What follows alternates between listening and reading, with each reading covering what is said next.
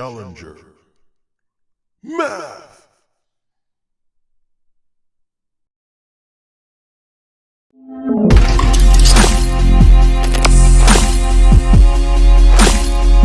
Yeah, see, it's Hey everyone, we're good, right? We're good. We're live. No, No. no, no, we Okay. are. Hey I don't know. everyone. Welcome to another episode of the Pixelated Echoes. I think we're on episode 11 now. Yeah. We made it, so we are officially in the double-digit land. I mean, we were last episode, but now we definitely are 1-1. We're gonna have a good show today. There's a lot to talk about. Stuff I haven't had a chance to discuss yet. I've been busy, so I've been pondering, guys, on these topics. I've been standing on a mountain, just looking through the villages, the smoke. I just been just standing and just listening. So I've been thinking about like the response from Matt Booty, all this different stuff. So we're gonna talk about a lot of that stuff in this episode. So thanks to everyone for jumping on in. We hit 300 subs while we were gone for a little bit, so appreciate everybody.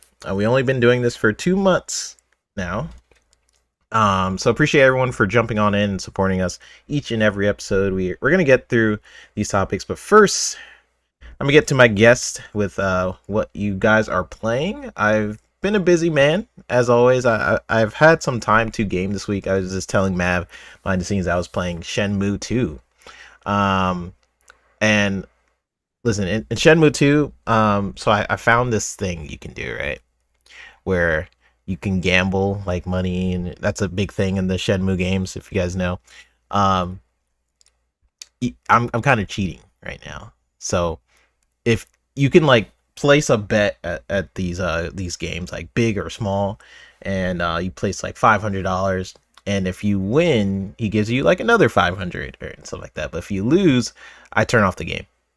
Then I try it again, and it works for older games like that. I mean, there was no auto save back in the day. There's just, you press save before you do something, you press it after.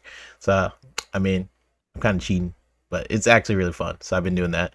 But yeah, I get in these weird gaming funks where I have so many games in my library, and then I'm like, I don't know what I want to play. And then I end up choosing the most random game to either start back up or just try out.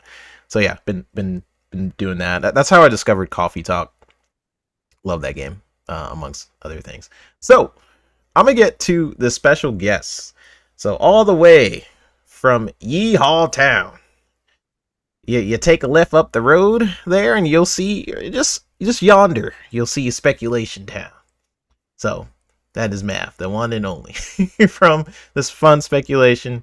How are you, bro? What have you been playing? Good, man. Yeehaw. Um, last night we played some Halo. Been playing Manor Lords and Balatro. I can't stop playing Balatro, bro. It's got its hooks in me. Like I'm getting better. Either I'm getting better, or the fact that I'm unlocking new cards is helping me, right? Because I'm starting to beat the decks now, and I've gotten like 3 or 4 of the decks cleared on Xbox, and it's just addicting as heck. It's such a relaxing game. I love that game so much. But yeah, in Halo, man, we played last night, and we played some of the new big team maps. Ooh, okay. So yeah, I have not played in a minute, good. so there's a lot more maps for Big Team.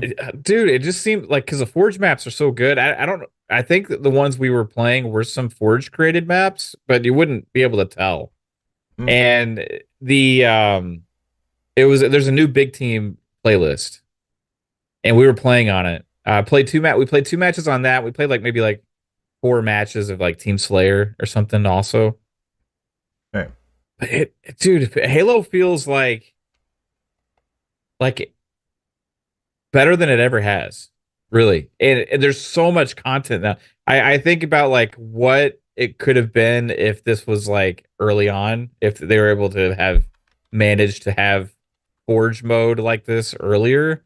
But I was playing with Game Pass Dad last night and Caitlin, when Bob said that, like, what if they had had Forge mode at launch? Yep. Because the quality of it is so good that it would be in a completely different place right now. Because if you play Halo, if you go into Halo Infinite today, and if there was like the hype around Halo, like, oh, Halo's coming out, and you go in there and you play it today, your mind would be freaking blown as a Halo fan. You know, you'd be like, this is the best Halo stuff ever. There's like a million maps to play. There's like all this armor and stuff, and it feels so freaking smooth now, and everything. Like the guns feel so balanced and great now. It's like such a good update that it's. I wish it was more popular and didn't have the faltering that it did early on. But I'm glad they've kept it going, and I think they're still going to keep doing these awesome updates, man. So it's really good, guys. Like I don't know if you've stayed away from Halo for a while and you've been waiting for the time to dive back in. Gotta say, now is as good a time as any because it's solid again. It is super solid. Yeah, props to 343, right? I think when they shifted to that guy, I can't remember his name, but basically being in charge of the multiplayer section when they came back. Here, Heinz. Yeah. He's great. I mean, just based on how they've been updating the game from when it launched till now, I feel like he's making a big difference over there. Yeah, I think he took over. He took over after all the big 343 layoffs. Yes, and that was maybe like a year after, or like 6 months after Infinite released. I can't remember exactly when, but you're right. Since he's taken over, it feels like he's done to this game what he did to Master Chief Collection as far as like stability, content, the playlist, all that stuff is so much better now. Really good stuff. Yeah. I gotta jump back in there for sure. And Fuzzy, my co-host, he came up with a lot of these topics today. The racing legend, the Fuzzy Belvedere. How you doing today, dude? And what you been playing? What you been up to? Oh, glad to be here with you guys. Man, just Twitter's been a mess for the most part, but outside of Twitter, been doing my normal rounds at Forza Horizon 5. I'm well on my way to 800 unique cars. I think I'm like 19 away, and that's without buying any car packs. It's trying to get all the seasonal stuff and the weekly cars and things like that. But like 19 more to go. I could buy the car packs and get those cars, but I'm waiting until they do a sale on those because they've got like I think 10 packs now, and I want to get them for a decent price. But enjoying that, still playing Undisputed. Still looking forward to them doing some more tweaks and updates to it, but hopefully have it come to console next year. Outside of that, been bouncing around between a whole bunch of games. A little bit of Hellblade, just in preparation for Hellblade 2 coming out I think it's next week, or like in 10 days or something like that. And then playing a little bit of Hi-Fi Rush, primarily because it's we'll get into that topic. But bounced into that for a bit. Jumped back to what do you call it, Deathloop for a little bit.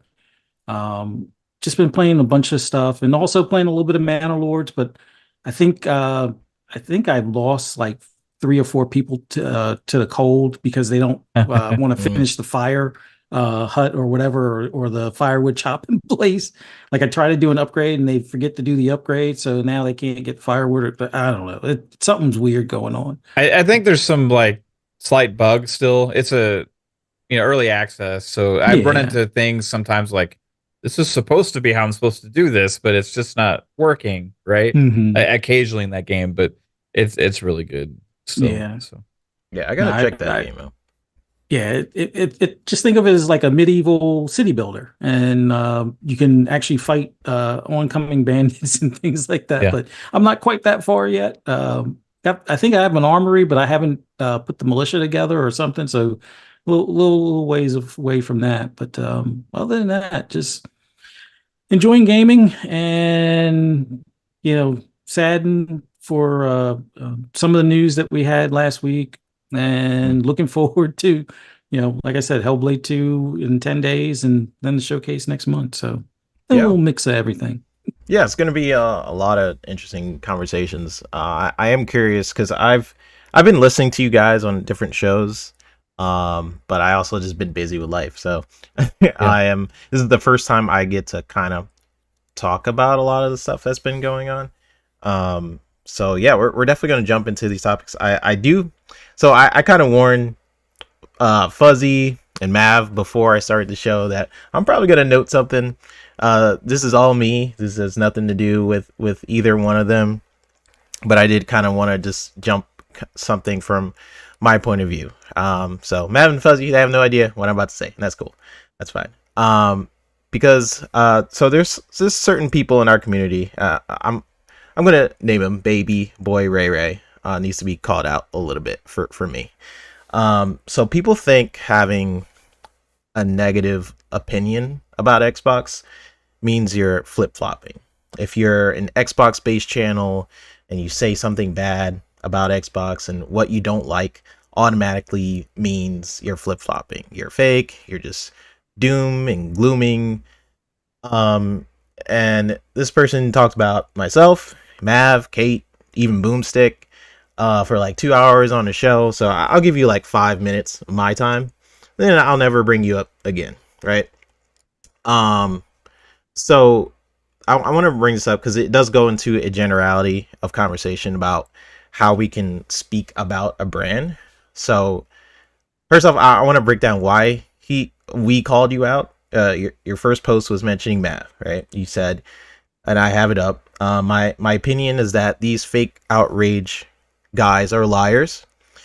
Just say my name. If you're talking about me, I will not get offended. But to them, only some of the people losing their jobs matter, not all. So STFU, Mav, right? So that's what he said. In that video, Mav makes fun of the fact that people are trying to collect receipts for talking about Xbox and not being able to like a showcase after criticizing it. That was basically what was in the video, right? So let's not even bring up the fact that if he was talking about you, then that's a point of view that you should really be concerned about. Like if you think that, oh, only the employees get to be upset or think that what is happening is potentially damaging to the brand or its future, that we shouldn't be able to speak about it. You are, I mean, I don't know what, I'm not even gonna go there, but that is a stupid take. And it's why people barely even bother to reply to you in the way you probably expected. Because if you break down what you are even saying, at the end of the day, you are mad that someone is criticizing a brand for firing people. You're mad that someone is even mentioning it and then calling out the fact that he can't be positive about Xbox in any shape or form afterwards. Like, we can't criticize it and then be happy about a product. So the fact that you can't really defend what the brand is doing, so you invalidate people's opinions by saying it shouldn't matter to you, you shouldn't care, you're not valid, you're doom and gloom, you're fake. I mean, I had a whole post literally about this, which is funny. For one, I have a problem with the term itself, right? The term flip-flopping assumes that I or we are on a side. I can speak for me personally, right? Here's a secret for you guys. I am not on a side. I have a preference. That preference is Xbox. The preferences should be where you personally find value. I said this time and time again, and Xbox time and time again has proven to me that they value that my time. But that doesn't change the fact that money men are taking over Xbox and they don't care about the gaming industry or how it affects Xbox. And we might have some things to say about that. So when I was attacking you, I was really attacking your messaging, being that we're somehow fake or flip-floppy because we don't like something. Also, how about this? Me having a preference doesn't negate criticism. And I feel like I have to mention that here because I keep seeing this pop up. But you came after myself, came after Mav, Boomstick, Pong. You mentioned as well, or you mentioned a lot of people. You messed up when you mentioned me, but you really messed up when you mentioned Boomstick, who's nothing but supportive in this community. You mentioned people here on this panel, and that doesn't really it doesn't really help your case. But mentioning anyone and consider like Fam, Mav, and Pong. But when we are talking about people getting fired and that how that's a bad thing, some people like him are taking it to heart as if we're dooming and glooming Xbox, as if we're attacking him personally. If they are on the board, as if he was on the board of Microsoft, as if it's the right thing to do as a $1 trillion company with all this money to fire employees to meet a quota, despite if it hurts them in any way. Right? We could get into what that can mean. So that's perfectly fine because I love Xbox. Any criticism I have of that point should be invalid because I'm doom and gloom. I need to agree with every decision they make. I really feel like that needs to die. that conversation point. Because at the end of the day, I'm a fan of Xbox, right? Xbox is a $1 trillion brand. PlayStation is a $1 billion brand. But Xbox or PlayStation as a company does not care about what I think. My perspectives on topics comes from that as a generality. Like Xbox, big company, PlayStation, big company. They're probably not going to see anything I say or care, right? And because as a developer, I've experienced how the game industry can treat a person. And spoiler, it ain't good. I'm a fan of Xbox, but that doesn't mean they're not going to mess up. And if they mess up and I talk about it, or if Mav talks about it, or if Fuzzy or Boom, if we talk about this stuff, it doesn't mean we are dooming and glooming all of a sudden, right? If they mess up and I talk about it, that doesn't mean I'm not going to be excited for a showcase all of a sudden. How I perceive doom and gloom, because people are now using that term towards us. How I perceive doom and gloom is even if they are pushing in the right direction, you can't give positive feedback, no matter what. And Xbox and PlayStation, you know what they care about? They care about my dollar. This is how you should treat every big company, in my opinion. The fan portion of gaming, where it starts diluting conversation and what you can criticize, that's when it becomes very diluted. Now, I'm going to end, I promise you. But now I say this to say that if you look at our shows, all the shows we're in, we are extremely positive toward the Xbox brand. And in fact, when the third party thing happened, we were like the small population of podcasts really saying on shows on how this doesn't lead to Xbox is dead. We had our criticism about it. We're like, but this doesn't mean Xbox is dead. We talk about how this means it's a change of strategy. What can that mean for the future?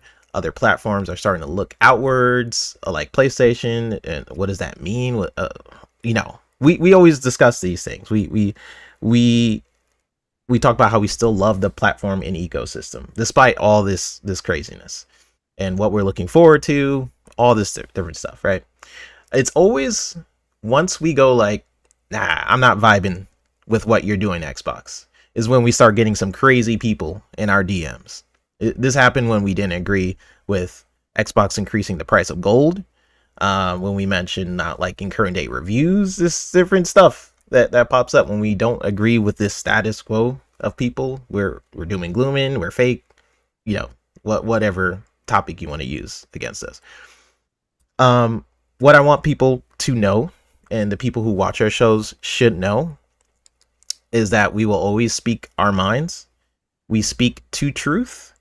And you can rely on that with our shows. You may not always agree with us or not. That's why I end the shows with, if you agreed with us or not, let us know in the comment section down below. That's why I say that at the end of every show. I don't vibe with people in the community that is toxic to the point where you start attacking our character. or don't even bother to know what we're actually talking about because you got some fanboy goggles on. I've blocked people for much less. Everyone in this panel knows I block people just like that. It's like I'm starting to become a meme in our community, how fast I block people. And I've kept quiet about a lot of stuff going on in our community because I keep it about games. But no one's going to be coming after me or anyone I vibe with. I can promise you that, because while you say you keep it gaming, we actually keep it gaming. And trust me, you want to keep it about gaming. And I'm gonna just end it there. And we're gonna go through some topics today. And some stuff you may not agree with. And that's okay. You don't have to watch, but for the people who vibe with our shows, know what we're talking about. We always speak from honesty. Those are the people that can continue to watch our shows and show up. You guys endlessly support our shows, and we always appreciate your support. It is what it is. So my rant is over. You guys, you can say anything. You don't have to say anything. I just wanted to get that out there because it's too much of a conversation point where we can't even say anything negative about X. It's this sort of mentality that on fun speculation, he can't speculate, or that when we talk bad about Xbox, like, oh, you're supposed to be the Xbox person. You can't do that. We're dooming and glooming, So that's all I got to say about that. If you guys got nothing, then I'm gonna move on to the next topic. You guys good? I'm good, bro. Okay. Fuzzy, if you want to say something, for me personally, I'll just say this. Anybody wants to say whatever, I personally don't care. Other people may care what they say about me or whatever, but the people that are talking and saying these things, right? And have are a joke. So like literally to me, it's like a lot. So when I was a kid, I there was this time, right? I was at the grocery store, and I was maybe like 10 years old or something, right? This other kid was like mean mugging me, man. He's kept looking at me. He kept like saying things, and I go to him like, "What's up, man?" And I started trying to pick a fight with him, like, "What's going on?" And then my mom said, "Hey, little Mav, he's mentally challenged." Right? So I swore from that day forward, I would never argue with another mentally challenged individual. So I hold that to this day. Yep. And it's Mother's Day. So I won't sit there and disparage or say anything too bad about the mentally challenged. But I will just say this. There are obviously problems with some of the people that say certain things out there. Right? Yeah. 100%. Yeah, because I've just seen people coming after myself and Mav for stuff we're saying, and it's like I ignore a lot of it. We do ignore a lot of stuff, but listen, you're not gonna be messing with me or my fam or anybody that I click with. That's it. So let's get into some of these topics. So the first topic of the day is actually Perfect Dark. So Nate the Hate spoke on Spawncast, and he basically said that he suspects that we will see Perfect Dark next month. It's received some interesting conversations because on Jeff Grubb Gamecast, he discussed how he heard that Perfect Dark was in a rough shape. So it's like, what the heck? If it's in a rough shape, how the heck is it going to be here next month? So I've seen the game a while ago. It looked good to me, but it was a while ago that I did see it. I do hope that we do see it here.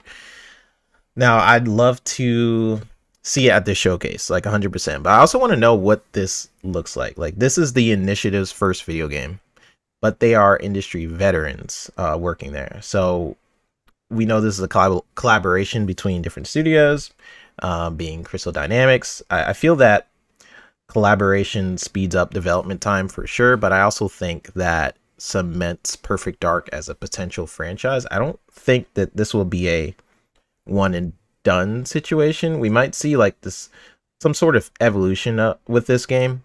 We know that Perfect Dark Zero had multiplayer, and based on who was involved, or you know, Daryl Gallagher, is that Yeah, his name? yep. Mm-hmm. Is working on this game. He was the senior vice president, head of development at Activision, and is now the studio head at the initiative. So I thought it'd be fun to not only just talk about this being at the showcase. That's one thing, but I want to bring the question to you first, Mav. Like, what is Perfect Dark to you? Like, when you look at the IP, like, what do you think about when you see the word Perfect Dark? Like, is it the elements, certain elements in the game? Like, what do you think about when you see the word Perfect Man, I'm one of the few that actually liked the 360 Perfect Dark Zero game. Right, it came out near launch, and I remember seeing it, and I was like, first time I loaded it up, I was like, graphics are so good. It obviously didn't age very well, the way it looks and stuff. But I remember seeing there's a level where like there's ice and snow and stuff, and I can remember seeing the light reflect off of it. I was like, oh, this looks so good. It looks so real and stuff. And the multiplayer was really fun too. I thought, even though it's kind of slow paced and it doesn't really hold up that great over time. I played back in the day on 64 also, so I really liked that version, and I remember checking the updated version of that on Rare Replay when it came out also. So it's been a franchise that I've always liked, and I always like kind of the spy genre in general. It doesn't necessarily always have to be super stealth based, but like I like the gadgets and the ideas around a lot of that stuff. And Perfect Dark was always something that I liked. And I remember this goes way before I even had our channel and stuff, right? I would listen to other podcasts back in the day, like Unlocked and stuff like that. Some of the more mainstream ones when I was just listening to podcasts occasionally, and it was always like list about franchises you want to see come back and stuff. And I was always on Team Perfect Dark, you know? I was always on Team Perfect Dark. I really always wanted to see Perfect Dark come back. And then it was one of the first news that we got after all of these like studio acquisitions and all this kind of rebuilding phase for Xbox was that they were forming the initiative, and that there was rumors it was going to be Perfect Dark. And then at the Game Awards, they actually announced Perfect Dark earlier in this generation, right? And I was like, Yep. oh my God, it's happening. We're getting freaking Perfect Dark, right? And so I've been pumped for that ever since. And it's like there was Fable, and there's another one I wanted them to bring back. And there's a list of some other ones I want them to bring back. The other main one is Mech Assault. We'll see if that happens or not. Yeah. But I mean, Fable and Perfect Dark, those are my main two like bring back franchises right there. And for me, it's been like just a wait now. And we've had another little bit of criticism we've had at times was like not showing some of those games enough that they've announced so long ago. And it's been maybe 5 years, 4 years, 5 years since they've shown 5, Perfect. right? I remember if it was 2019 or 2020 when they revealed it for the first time. 2020. Or maybe 2021. I don't know. But it seems like forever, right? And they revealed it, and I've been super pumped to see updates for it in every E3 or summer showcase, as it's called now. I've been like, is Perfect Dark going to be there? Perfect Dark going to be there?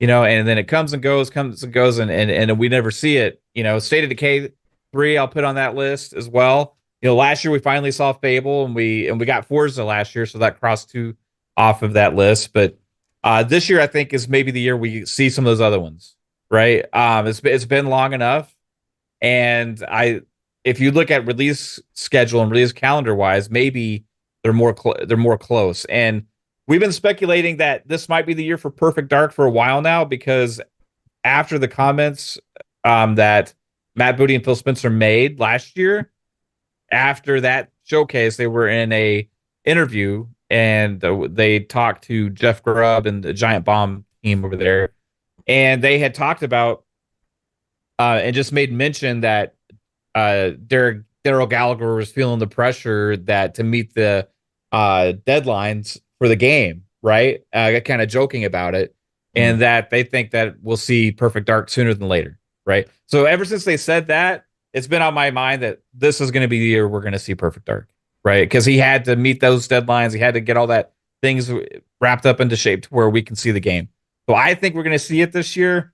I think it's going to be interesting to find out what the game looks like, because early on, like, I thought we were going to see it a long time ago when Drew Murray was making comments a long time ago about how it was in a playable state before he left. Sure. But that was like 3 years ago now, right? So it's I think it's going to be like a first person spy action shooter. And I think it's going to really kind of push some things forward in a different way and be a different kind of experience than we're used to playing. So I think they're doing some really innovative things that we haven't seen yet, and I'm really curious to see what that's going to be. But ultimately, I just want to see it in action, because they talked about originally it's going to be kind of like this body cam type situation, a lot of motion, a lot of movement. Who knows how much has changed since that time? Probably a lot of physics and stuff like that. Yeah. So it's always been in mind, like, what can we see? What can we see with this game, and how good is it going to look graphic wise? What's the art style going to be like? Right? Are they going to go more of the kind of that rare old school style? I know this is the initiative now, but the initiative was talking originally about quadruple A. Remember when they were hiring for quadruple A and stuff? So, they're pushing next level graphics. Crystal Dynamics, we've seen the games that they've made before, and what they're capable of, right? And they can really push the boundary with graphics. But then the back of my mind, and I brought this up on one of our shows last week, or the week before, maybe, I don't remember. But like, I want to know, will it have multiplayer again? Yep. Because Perfect Dark traditionally has always had multiplayer, right? Yeah, we know Perfect Dark Zero in the original. Yep. Yeah, so will they have some kind of multiplayer mode in this Perfect Dark? And is that something that people are asking for? Because I know a lot of people, they were just wanting a third-person stealth espionage game to be kind of transition into that. For me now, like, if you're hearing it's first person, possibly, right? If for me, it's like, okay, well, will they add like a multiplayer suite to this? And if they do, that you could have like some throwback type feelings playing some multiplayer matches with a spy game like that. And if that's the case, that has me even more excited, because I love multiplayer games. But yeah, my mind's just all over the place about what this could possibly be.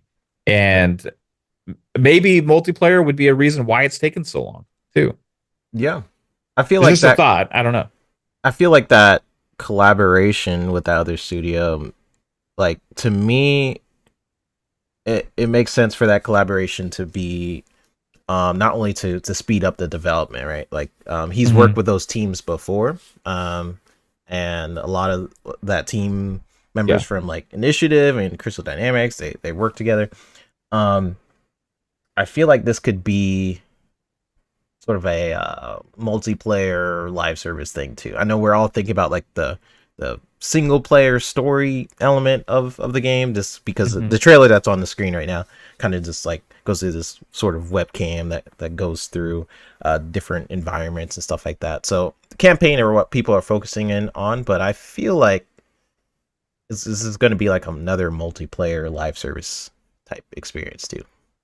Now I've said I've seen bits of Perfect Dark, right? But I have no idea about that. And Magnum says you saw Perfect Dark. Is it third or first? I've seen engine things. I don't know.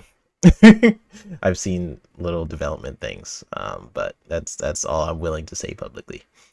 Yeah, I remember originally after this trailer, right? Yep. There was a little interview that they did, or a blog post or something that they did somewhere, and in there they mentioned that it was first person. Okay. Yeah. And then everybody freaked out because people wanted to be like, oh, look, another Xbox first person game. Exactly. Yeah. But it's been so long since then that who knows what if they could have changed direction in the middle of development. This was even before Crystal Dynamics was brought on board, right? So yeah, like, what has the game evolved into over these years? And I think it's in good hands.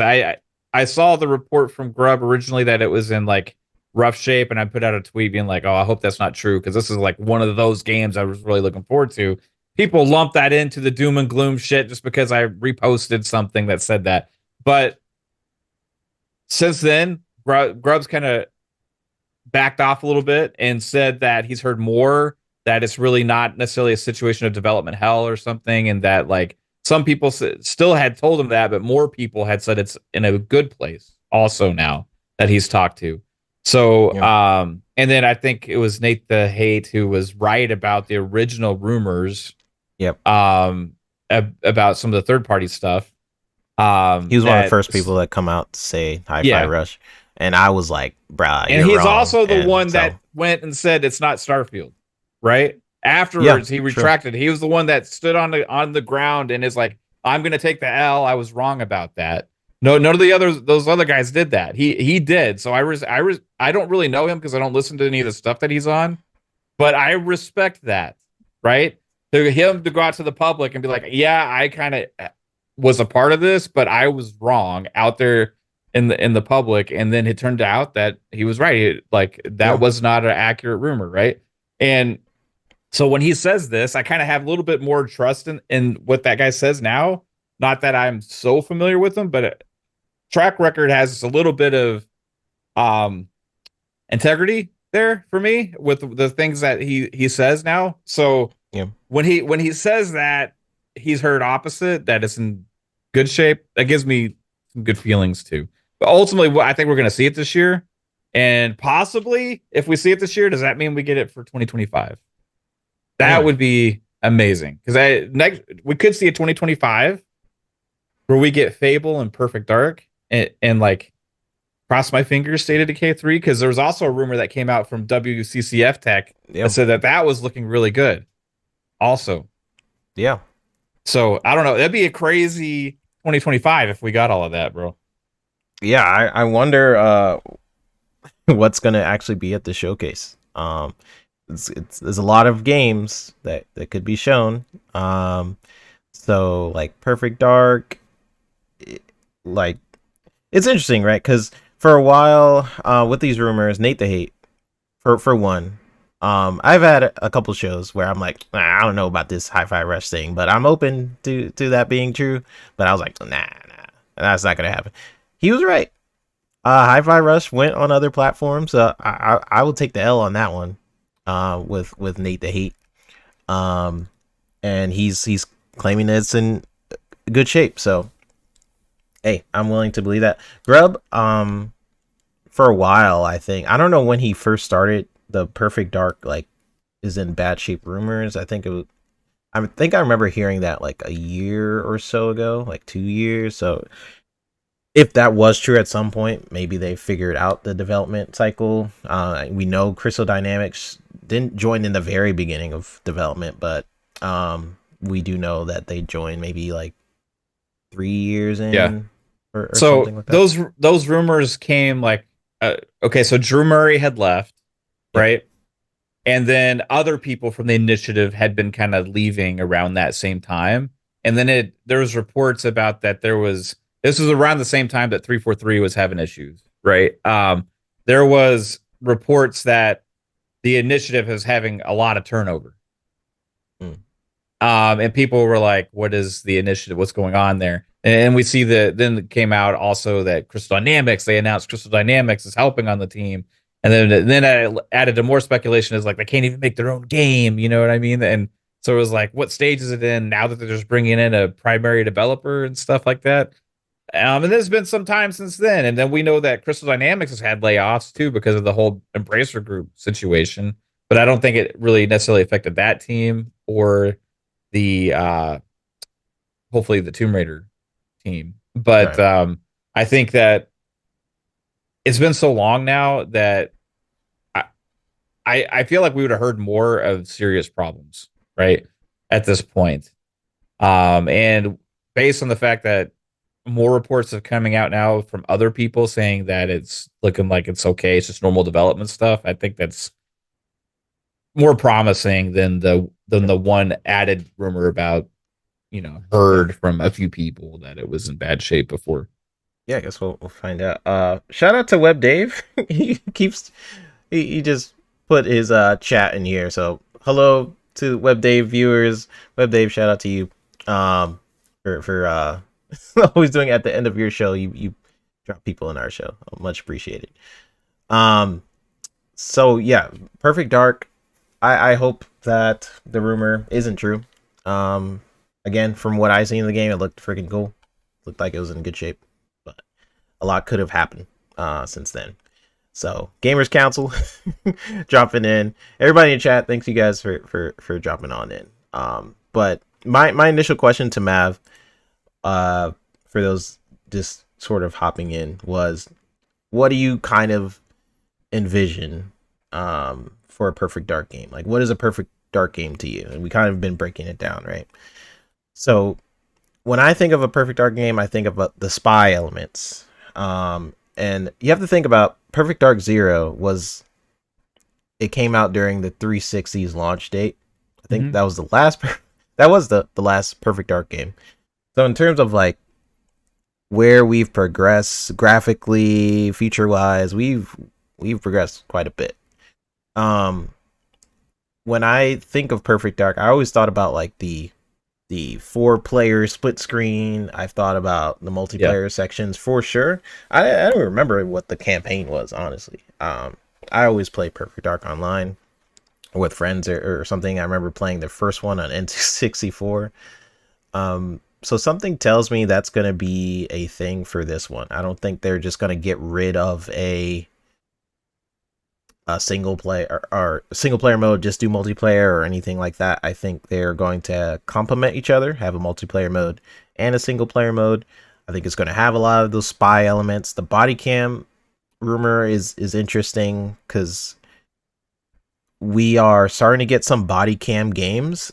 I wish I could remember the first one's name. If you guys remember, there's that body cam game. I think it was called Body Cam.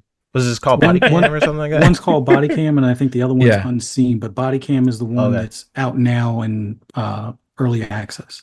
So that original blog thing I was telling you about after the original trailer we had seen was where that came from, because they were talking about doing some innovative things with movement and the perspective from first person with the body movement on the camera to make you feel more immersed or something.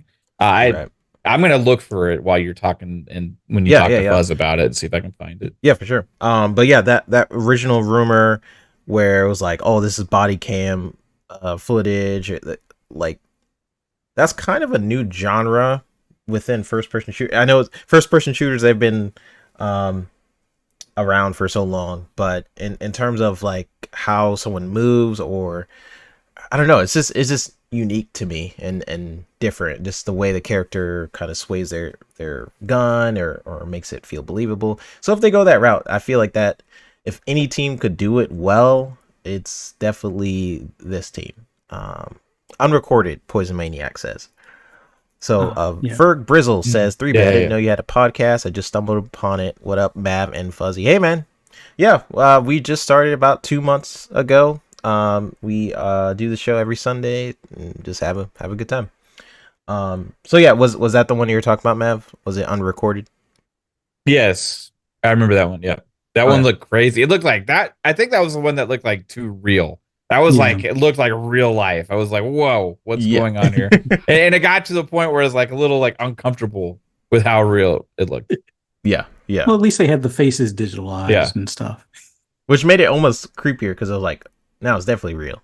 It's like, I don't know. It does something where, because their faces are like kind of like pixels, you don't pay attention like super close to the details of the face or anything like that. So it actually makes me more more involved with everything. All right. So Fuzz, I want to bring you in on this conversation. What do you expect out of a Perfect Dark game?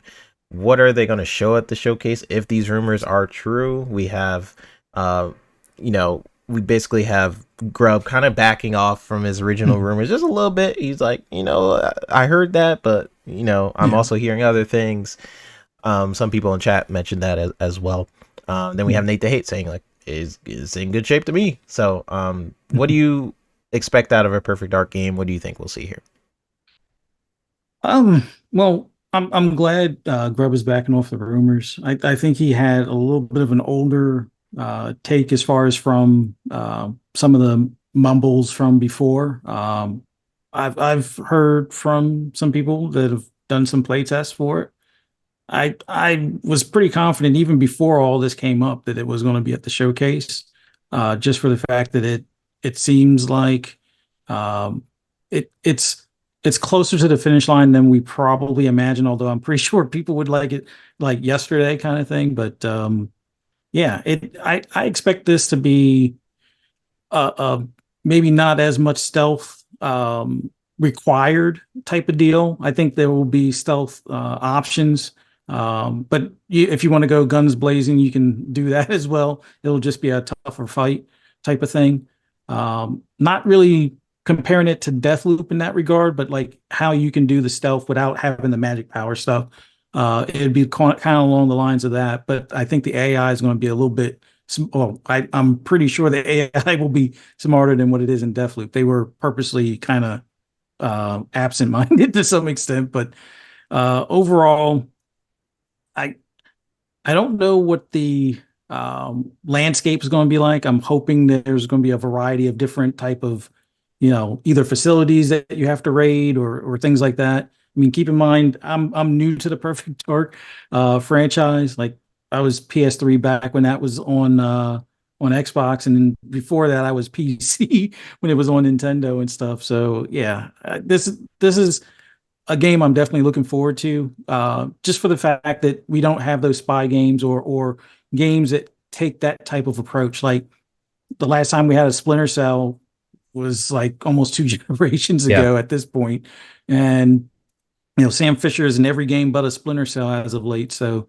although hopefully that changes this year as well, but no, I'm expecting first person. I would like third person. I don't know if there's going to be a switchable option. Mhm. I'm intrigued by the body cam aspect because I do remember like what Matt was saying, like when that article came out. Yeah, and I did find Um, it. I put it in the DMs to you 3-bit. Oh, okay. but Nice. like the whole body cam, I wouldn't say craze, but like there's a handful of games that have that as an option now. Like we said before, although thanks Poison for the update, is unrecorded. I think was like the first one that we saw, but that one hasn't released yet. And then body cam is the one that's actually playable now.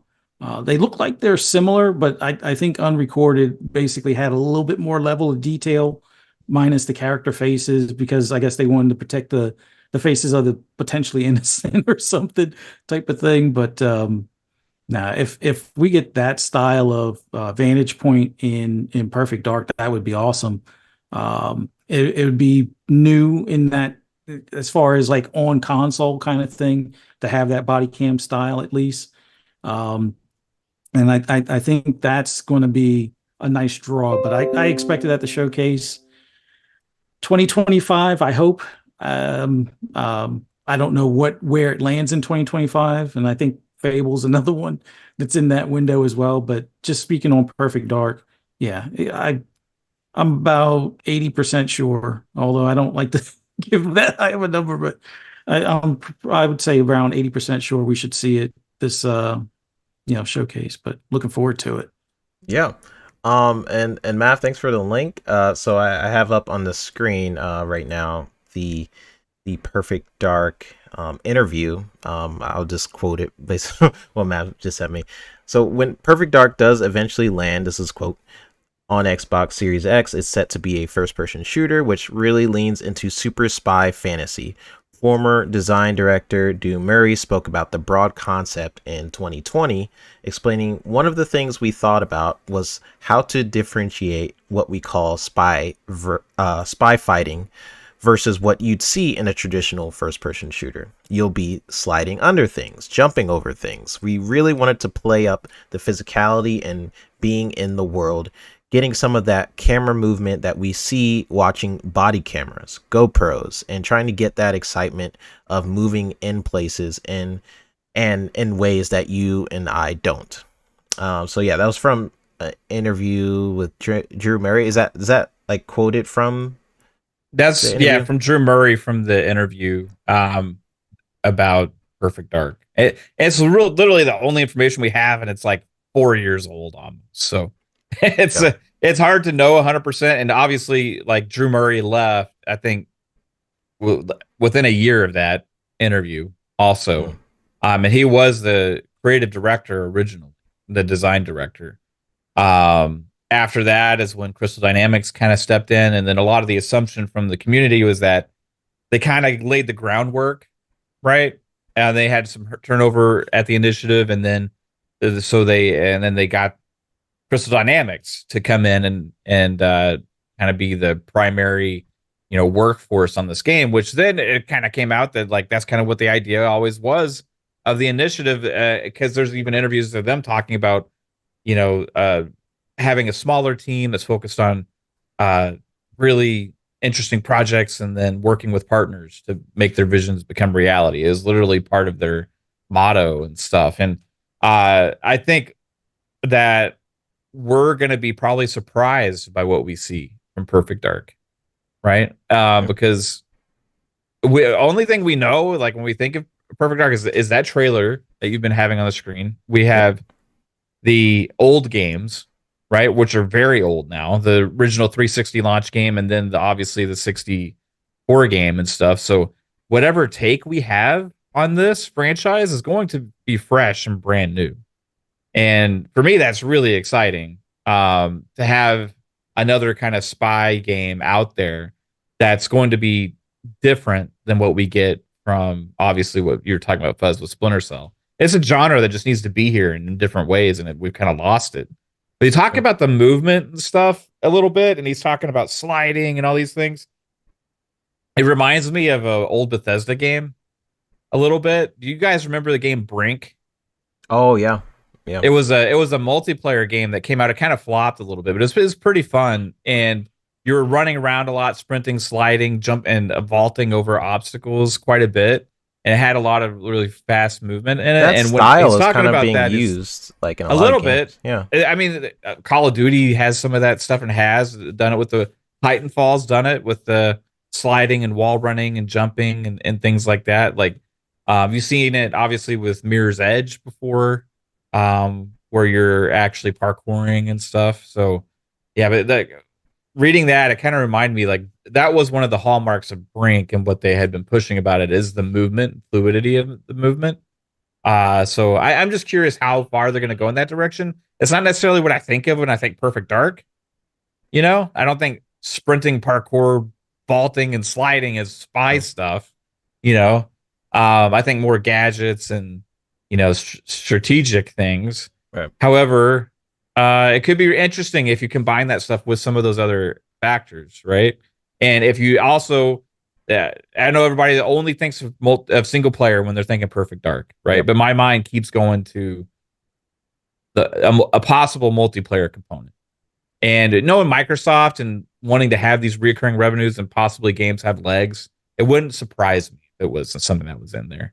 Mm. So we could see Perfect Dark as a first-person shooter, more fast-paced with a multiplayer, which would be like maybe disappointing to a lot of people because they want like a third-person story-based action adventure game, But at the end of the day, if it's a good game, that makes me happy, and we'll see. It's either going to be one or the other, I think. Yeah, and when I think about like where the spy genre is kind of going, well, for a while, we haven't had that spy game in a while because other genres are kind of taking over, right? That's something you mentioned, Matt. Like we have our big action first person shooters, we have our third person action adventure games. Spy games are they're just dead right now.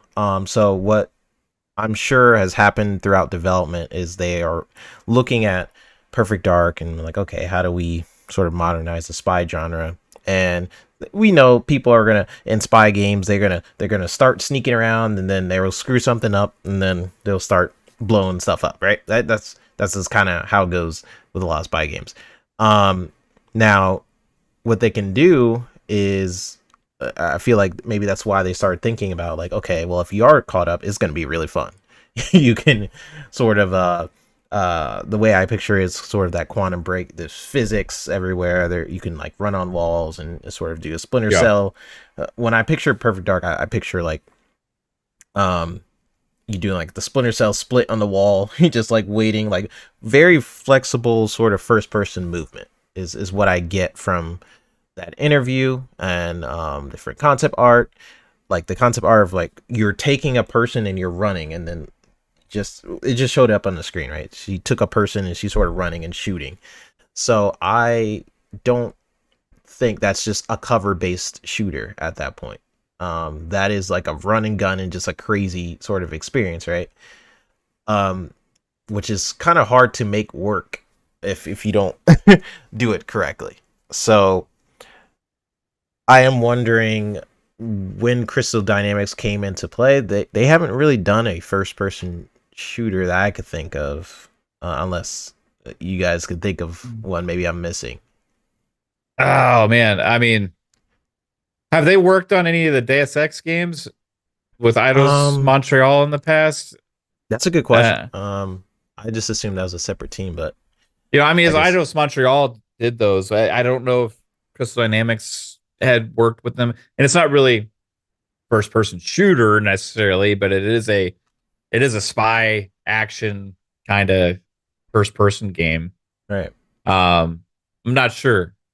Yeah, good question, bro. I'm looking at so dang, they worked on a lot of games. Yeah, Crystal Dynamics has got a long history, bro. So I didn't know they worked on Gex.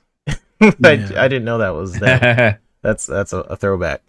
They're talented. They can do pretty much anything, man. Like I had kind of almost started to write them off after some of the other Perfect Darks in the 360 era. Not Perfect Darks, Tomb Raiders. They kind of started getting a little bit like, okay, dated, and and then all of a sudden, they had announced the Tomb Raider reboots and the exclusive 360 stuff, and they bring out the newer one of the Tomb Raider trilogies, and they just completely came out of left field with something that was next level when they brought back Tomb Raider that way. Yeah. And ever since then, I'm like, Crystal Dynamics, you give them the money, you give them like time, you give them a budget and say, hey, go work and make something amazing. I like have ultimate faith in Crystal Dynamics. This is their second reboot. Now that I'm thinking about it, like they have the same task kind of. Now the initiative started this, but like they have the same kind of task now that they did back then, bringing back Lara Croft and Tomb Raider. Right? Yeah, this is actually really interesting. I'm just now putting that together. Like, oh yeah, they rebooted Tomb Raider. This is also a reboot. It's not like a third game in the entry. I don't think they could do like a soft reboot. Like, oh, technically this is the third game. I don't. Does she still have her hair? She still has like her Joanna dark red hair. Yeah, I remember the trailer at the end. It shows it from the back. Okay. Yeah. It looked like it was a little shorter than what I remember seeing from like, Perfect Dark Zero, I think it was. Yeah, they changed it a little bit. So yeah, we'll see, man. A lot of good speculation. I think in terms of, what I was going to bring up with just games in general, like Crystal Dynamics, you never should put a developer in a bubble, right? But there are things that a developer is known for, or something that they're really good at, and just based on all the games I'm looking at, they have like Rise of the Tomb Raider, Avengers, a bunch of just different Tomb Raider games, Whiplash, Blood Omen 2, Soul Reaver 2, Legacy of Kain, Gex. All those are like third person games. So I do wonder if maybe they influence the initiative. They're like, hey, we're in this. We know how to do it. If you want to do third person, we can do both. I don't know if they came in. Or maybe they brought when they made the decision and Drew Murray left, it switched at that time. True. I don't know. Yeah, because that was we know so little about this game, dude. It's crazy. They have kept the lid on this shut like extremely well for 4 years. Yeah. That's the one game where like we'll see. I'm really excited to see if Nate the Hates is correct, and I mean I'm leaning more on his side. Then we'll see it next month, or what was it? The showcase is next month, right? Yeah. It's coming up. It's less than a month away now. It's crazy. Time is flying. Shout out to the 116 people in the chat. I think that's the highest we've had. So shout out to you guys, everybody dropping in from Web Dave, or if you guys just found the channel like, oh, 3B has a channel. Like, yes, I do. Me and Fuzz decided to go along this journey, and Mav was my first guest, and it's pretty much just like FSP part 2 at this point, right? So I appreciate you guys coming on in, and also like just talking about Perfect Dark. Yeah, there's a lot of cool things that can happen with this franchise, but let's move on to the second topic. So this is the topic that's getting us all canceled, apparently. So Microsoft is closing some studios. So an article coming from Polygon, I believe I saw Jez post about this first. So Microsoft is closing Redfall, Hi-Fi Rush Studios, among other cuts. 3 studios will close and a 4th will be reassigned. This comes from Nicole Carpenter, who's a reporter at Polygon. Let me change the screen a little bit. So Microsoft is closing 3 Bethesda studios. Redfall developer Arcane Austin, Mighty Doom developer Alpha Dog Studios, and Hi-Fi Rush developer Tango Gameworks. A 4th developer support studio Roundhouse Games will have all staff reassigned to a new team. You know, I actually did not know that. It's interesting. Xbox Game Studios leader Matt Booty announced the news to staff in an email Tuesday, citing a reprioritization of high impact titles. According to IGN, Arcane, Alpha Dog, and Tango Gameworks confirmed the closures on their respective X accounts.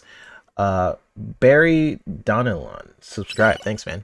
And Boba Fett, thanks for subscribing, man. Everybody in here. They announced in a statement today. It was announced that Arcane Austin will close development and will not continue on Redfall. Let me actually put that up so you guys can see what I'm talking about. There you go. Arcane Line continues development on its own projects. It said Redfall players who purchased upgrades and were still waiting on DLC will not receive them. Arcane said, pointing those impacted to a Bethesda website where players can eventually apply for credit. Microsoft has not published details yet on how to receive that credit. Booty's letter to staff said that some Arcane staff will join other Bethesda projects. Microsoft has not responded to Polygon's request for comment. So up on the screen, Arcane Austin basically had a post and said today it was announced that Arcane Austin will close and development will not continue on Redfall. To everyone that has supported the work from our Austin studio over the years, thank you. Thank you for spending time in our worlds and making them your own. Arcane Line will continue their focus on immersive experiences where they are hard at work on their upcoming project. Redfall players who purchase the Hero Pass as part of the Premium Bite Back Edition or the Premium Bite Back upgrade will be eligible to receive the value of the upgrade. While there will be no further updates, Redfall's servers will remain online for players to enjoy. So we had this. This was a bombshell for a lot of us in the community for a lot of different reasons. It got into a lot of different conversations because what Matt Booty said afterward was that, like, hey, we need more smaller studios right after they just shut down some smaller studios. So I do want to jump into this, but what I will say is it is always sad when a studio is shut down for any reason, but especially these studios, like they're for Tango Gameworks. That's a main one that people keep bringing up for good reason. Hi-Fi Rush, you would think that, like, oh, that was the one game where you can prove that, like, how wow, Xbox has a lot of great quality in like smaller titles that can potentially get Game of the Year. It's the first time in a while that it was in Game of the Year conversations. Other games I thought deserved to be in there. Like I thought Forza that one year deserved to definitely be in the Game of the Year. But to a lot of the mainstream media, Game of the Year topics did surround Hi-Fi Rush. So then you also get into the other studios, Mighty Doom, the Mighty Doom developer. So that one, it was interesting to me because you're shutting down Tango Gameworks. Yes, that was why, right? But Mighty Doom is, you just went on stage. Sarah Bond just went on stage and talked about how they want to increase their mobile presence, how they are starting up their mobile store. You literally had in your grasp two problems that in the past Xbox has talked about wanting to fix. You had Tango Gameworks, your only Japanese developer, and you always talk about how you want to increase your presence in Japan, and then the only time, the first time you have a Japanese developer, you shut them down. That's one thing. And then the second thing is Mighty Doom. I know they're a smaller developer, sure, but you have a mobile developer there, and you have plans to do your mobile store. You said you're gonna put Minecraft and other games on there. You have a lot of studios out there, and not a lot of them besides King does mobile games. So you had another one. You had an alternative there that specializes in mobile games. They did pretty well with that smaller Doom game. So I don't know. So it gets to a lot of interesting conversations per studio. But the reason why a lot of us got into kind of a fit on these studios is the reasoning when Matt Booty came out and was kind of describing why these studios were shut down. That was my issue with it, because it goes against the idea in the past where Xbox, you have all these different studios, and the reason why one studio doesn't have as much pressure is because another studio is working on the game, which leads to your DNA as a studio. You're able to make what you need to make. How you want to make it is you're just doing what you do best, which is why they purchased you. That was the belief for a while for a lot of these studios. I'm buying this studio so you can maintain and keep making what you need to make. And by the time your game is ready, we have a bunch of other studios. They will keep releasing games. Then your game will be ready. So that was the mentality for quite some time. Like, you don't have to make a big budget game. You don't have to make a specific type of game. So when Matt Booty comes out and says, like, oh, we basically want to, I don't want to misquote him if anyone can pull that quote up. But he was basically saying, we basically shut these down. We are condensing them to make kind of bigger budget type games. That's me just sort of remembering what he was saying. When you say that goes against what people thought about for a while, about your studios and the games they tend to make. When you are now saying to studios that you have to make a specific type of game now, you have to make a AAA banger. What does that mean for the future? Now, I don't think he was being truthful when he was saying this. I think he was just sort of maybe finding a reason to kind of let these studios go, because the name of this show is The Money Men. In this thumbnail, we'll talk about the Money Men. I have a lot of thoughts on this, but I'm gonna get to the chat and then I'm gonna jump straight to you, Mav, and see what you think. And did someone you guys send me that? We have so many DMs, bro. I know. Like this past week that I have to scroll back. Yeah, I'll have to find it. But basically, what I was looking for, Matt Booty just came out and said, like, hey, we closed down these studios. We want to condense them to make bigger stuff, to make other stuff. Then there's other articles saying that we closed them because there's different reasons. They decided we're going to close these. It just really it sucks because these are really, really talented developers. Okay. But, he says, yeah. In yesterday's memo from Matt Booty, head of Xbox Game Studios, there was a hint of a reprioritization for Bethesda teams that we'll see elsewhere with Xbox. These changes are grounded in prioritizing high impact titles and further investing in Bethesda's portfolio of blockbuster games. Yeah. So that reprioritization to making bigger blockbuster games it defeats it basically it's you're repeating the mistake of like what you were doing in the past, in my opinion. Yeah. And they said Xbox is doubling down on Bethesda franchises that are best positioned for success. You're basically saying Tango Gameworks, I know you did a great Hi-Fi Rush game. That was awesome. When's your next game? Oh, it's gonna take like 4 or 5 years. You know what we need right now? That Fallout show. That's hitting right now. We need you to work on that. If you're not working on that, then I mean you're fired. And again, it just goes into that mentality that the old Xbox where you can make what you want to make, your DNA of a studio we really believe in is gone, in my opinion.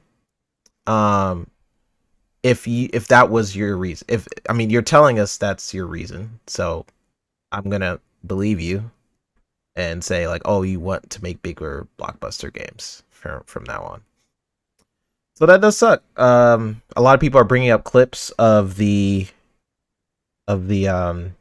documentary with Schaefer and them basically having Tim Booty go in the studio like, oh, we don't want to change you, we don't want to change your DNA and things like that.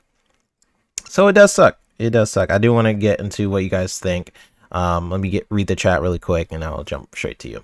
Brett Bingham says Tango was a Japan-based studio with Western style games, not very popular in Japan itself. Also would be more efficient and effective to buy a Japanese publisher than to grow TG. I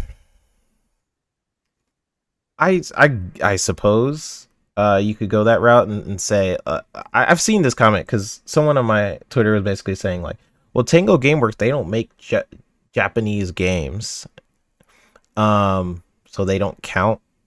But dude, they're based in Tokyo. Like, I know there's a genre for Japanese games, so I'm not stupid. I know there's literally a genre called JRPGs, Japanese RPGs.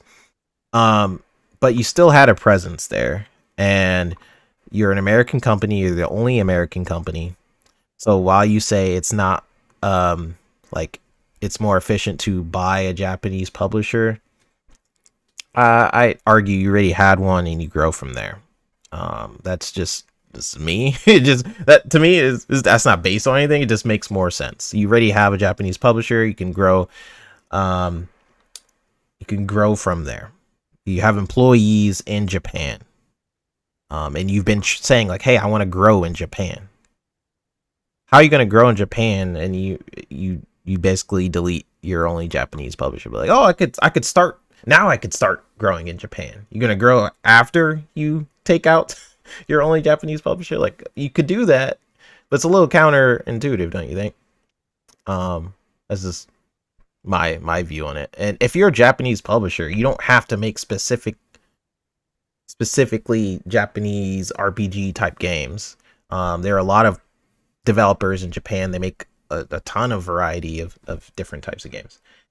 They don't have to be like, oh, you're a Japanese publisher, you have to make specifically these type of games. But this is what Bat Booty is kind of saying. You have to make specifically these type of games in order. I mean, look at Dragon's Dogma 2, right? Yeah. From Capcom. Yeah. You know? You're going to say that Dragon's Dogma is not a Japanese game because it's a different genre? Like, is that what we're going to start doing? Yeah, it's literally like a Western RPG made by a Japanese developer, right? So it kind of has a blend of the feeling of the two, but it's a Western RPG style. Right. You know? There's a ton of different Japanese developers that just makes different types of games. They don't have to fit within a certain thing. They also, like, Tango Gameworks also made Evil Within, right? Like, Capcom makes Resident Evil. Resident Evil, a Japanese game? Or is it not a Japanese game? Like, you know what I mean? Like, it doesn't have to be a JRPG or like Pokemon or some shit like that to be like, you Yeah. know, like I feel like there's certain levels to that stuff, and ultimately it just depends on having a presence of development there where they make games and anything's kind of possible. And you could argue that Hi-Fi Rush is kind of a Japanese style game. Yeah. Yeah. Like, And I I'm get not the saying it's Western. entirely, but like it's, Yeah. you know, I don't know. Yeah. No. No. I get that. Like some games will have more Western influence than others. For sure. Sure. I get that argument, but my whole thing is if you've been preaching for years that you want to increase your presence in Japan, taking out your only Japanese studio is counterintuitive. That's all. 100%. That's all I'm saying. Yeah, I Yeah. agree with you 100%. Yeah, Um. like you start there and then you grow there, and then you'll have all different kinds of games, different genres from Japanese development teams. You Yeah, know, it's about the talent and what the studios want to create, or at least that's what they said originally. yes, and I do want to get to you, Matt, because on your show with Pong, you guys get into the sort of money conversation. The money man is what Pong says. Now I'm adopting that term because I think it's really funny. But the money man, sort of taking over Xbox. So just dive in. What do you think about this news of Xbox kind of taking out these different studios? And this based on the conversation we're having now. What are your thoughts? I think the bigger overall conversation is just about like what does it mean overall, right? Like, because that's the most concerning thing, more so than like more so than did they have to, or like, hey, it's business or anything. It means, for me, the question is what are the new questions that we have to ask about the direction going forward, because this move literally is in contrast to everything that was said beforehand. And a lot of people are going to say it doesn't matter because it's just business. They're going to lie to us. For me, I'm like, okay, well, I don't want them to like just say whatever they want to build this stuff up for 3 years and get us all excited about this vision and everything they're doing, and then all of a sudden say, well, hey, we changed our mind, right? Instead, we're going typical big money publisher and screw everything we said before. Right now, we're just going to only invest in the big games, right? Because like that's not what got a lot of us excited before. And I get that some people only care about ZeniMax, Bethesda making Fallout and Elder Scrolls, right?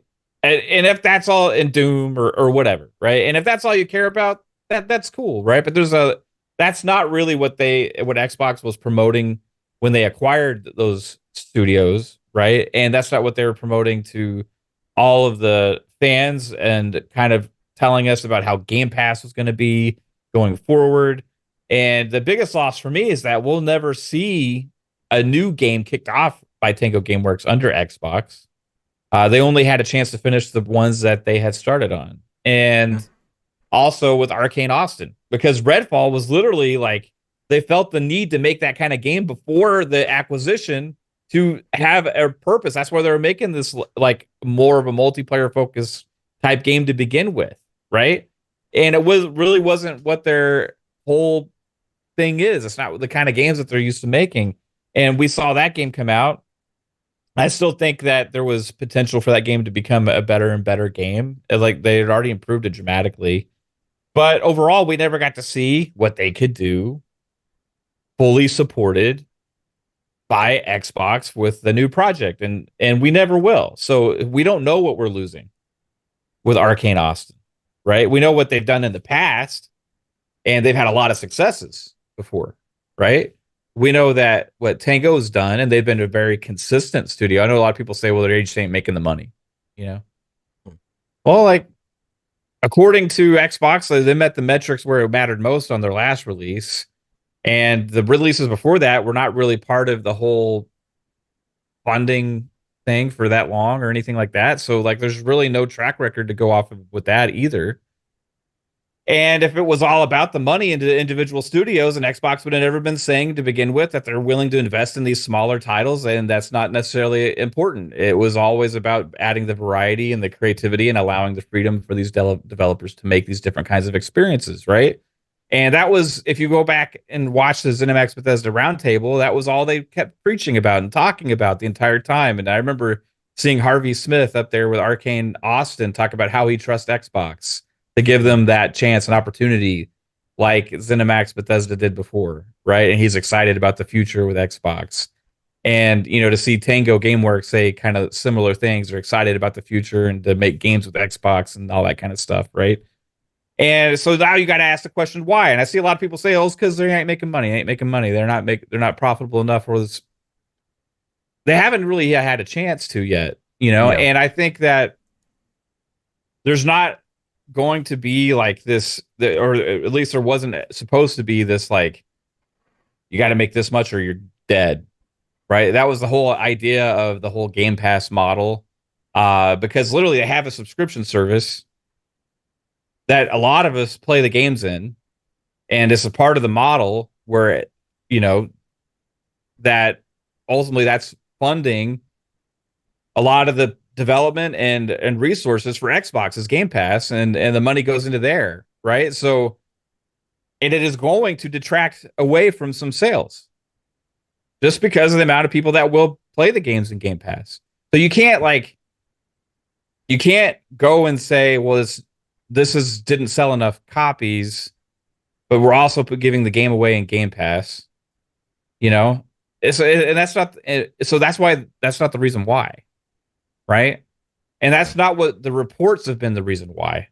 Like for the reports from the people that are actually answering these questions and actually asking these questions to people in the know and have been reporting on these things, it is about different things, and it was mainly about timing. Right. And the real reason that I really believe this is why they chose to let go of Tango Gameworks and to let go of Arcane Austin is because that's two of the last studios to release their games that they feel like aren't important going forward. And they are the furthest away from releasing new projects. And so there will literally be not hardly any return from those studios for a very long time because they are just now in the pitching phase for their next projects. So if they're looking at things and they're saying, okay, we gotta meet a certain number now because we're being pressured by the money people because we bought ABK. Now we have this pressure on to get down to a certain size and scope and reorganization or whatever. We got to make some cuts. Well, where do we look at? We look at, well, we can live without those studios. And they also are the furthest away to make us any money. So it's the easiest for them to just get rid of on a dollars and cents basis. And that's why I think they were let go. And then you see the other thing from the head of ZeniMax now, who was put there by Microsoft, right? Yeah. As a Jill Graff, I can't remember exactly her name, but she had mentioned that literally it was just ZeniMax was crumbling under the weight of too much and is too much for them to manage. So this will help them streamline going forward. And to me, that's not a good message either. Like you're just talking about like that's our management problems.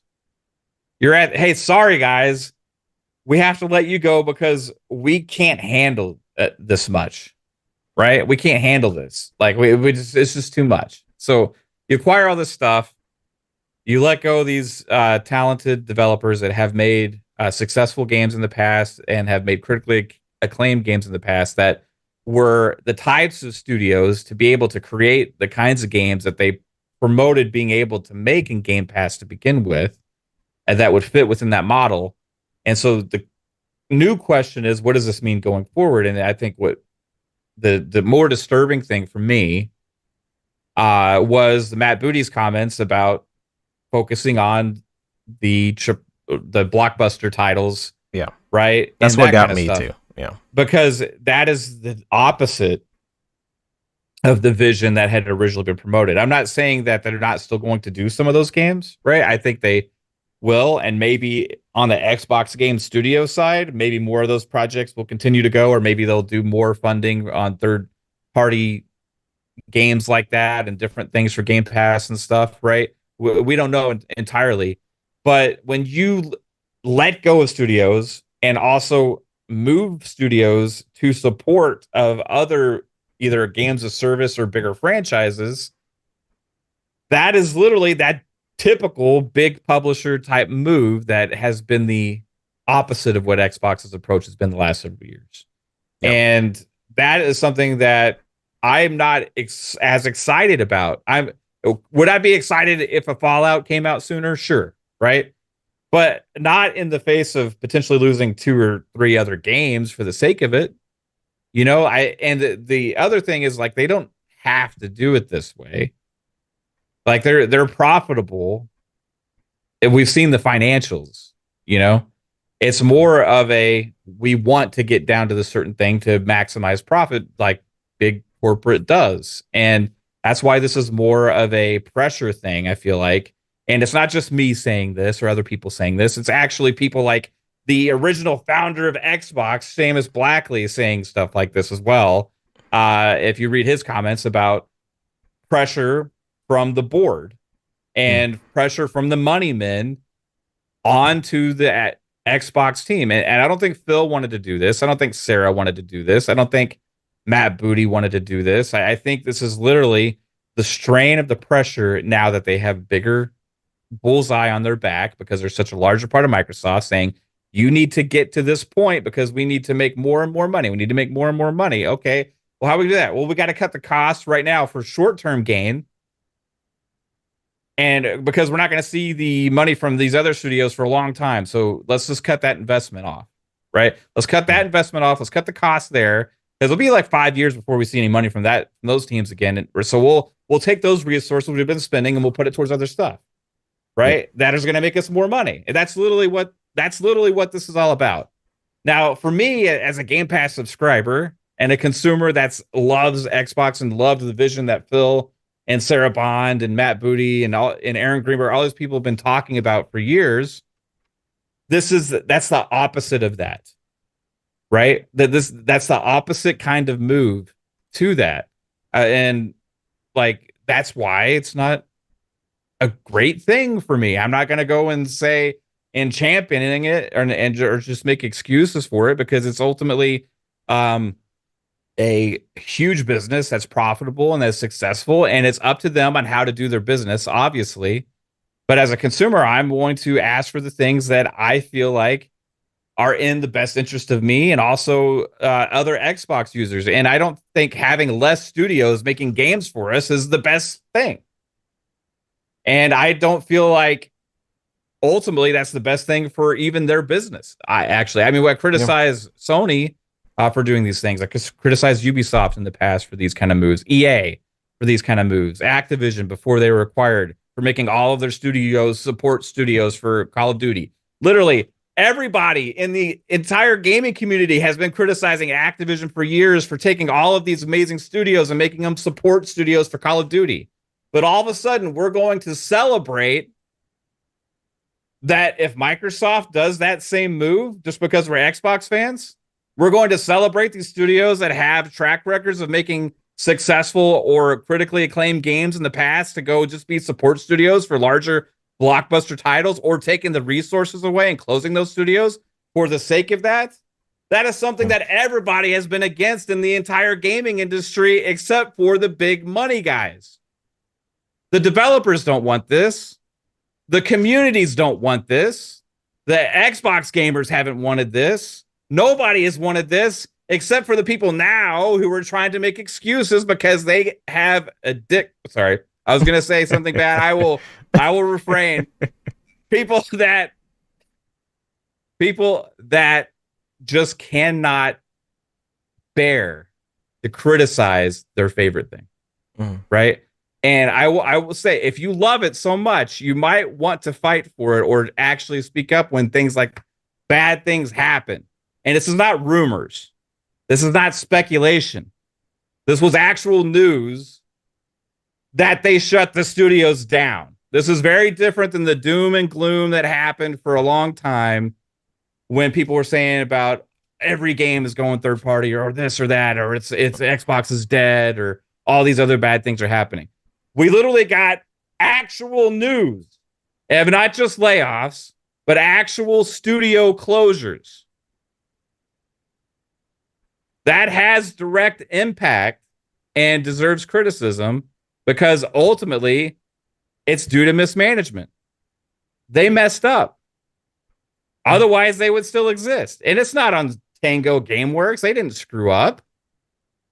Yeah. You can put some of the blame on Arcane Austin for Redfall, for sure. But I'll still argue that they have a good track record in the past and they had a lot of potential going forward as well. And they never got a potential under Xbox to even make a new game. Yeah, that's what kind of sucks about Redfall. But yeah, go ahead. No, I'm just ultimately it's a thing that sucks. And I think that the questions are going to be now like what happens going forward, right? Mm-hmm.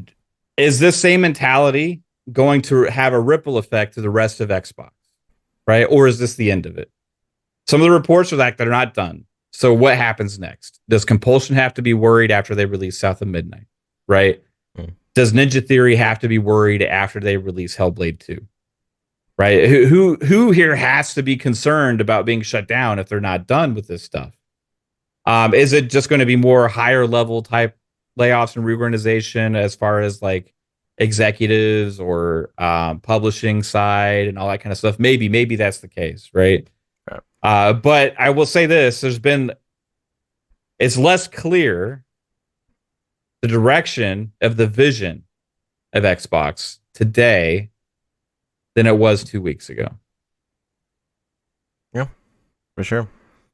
I do wonder, same thing with you, Mav. I wonder what this could mean. I seen a couple of people in chat was like, well, did you give the smoke to Sony when they fired? Or absolutely. Go listen to the show. We have. That's what I keep hearing this too. I got to tackle this. Yeah, go ahead. I keep hearing this.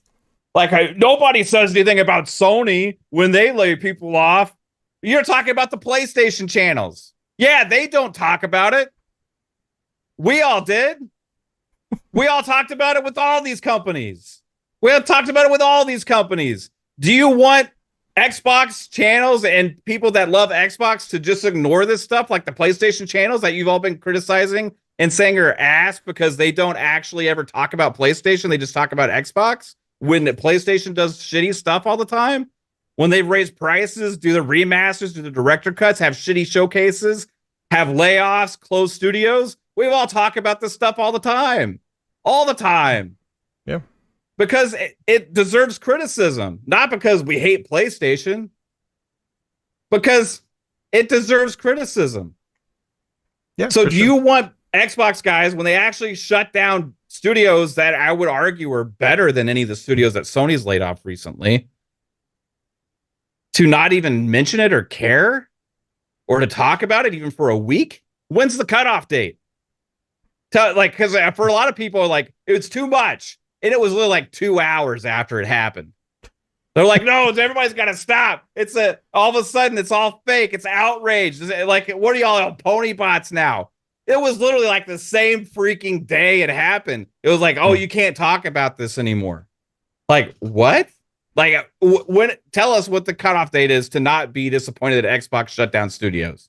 Or people get mixed up, like I said in the intro, where if something negative happens, that means we can't talk positive. This is your first show since that's happened, right? And this is another thing people have to understand. A lot of people watch 20 different podcasts, okay? Or they follow 1,000 different people or more, okay?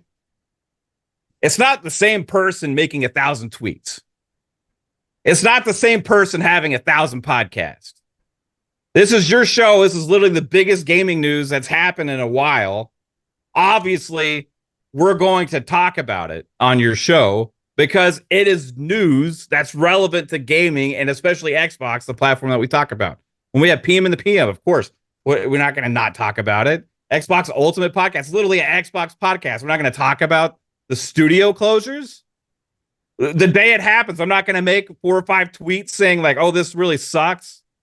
I'm not going to repost other people's tweets, right? Other people are going to do the same thing. But when people follow like 5,000 people that are all also upset, You're like, oh, this is too much, right?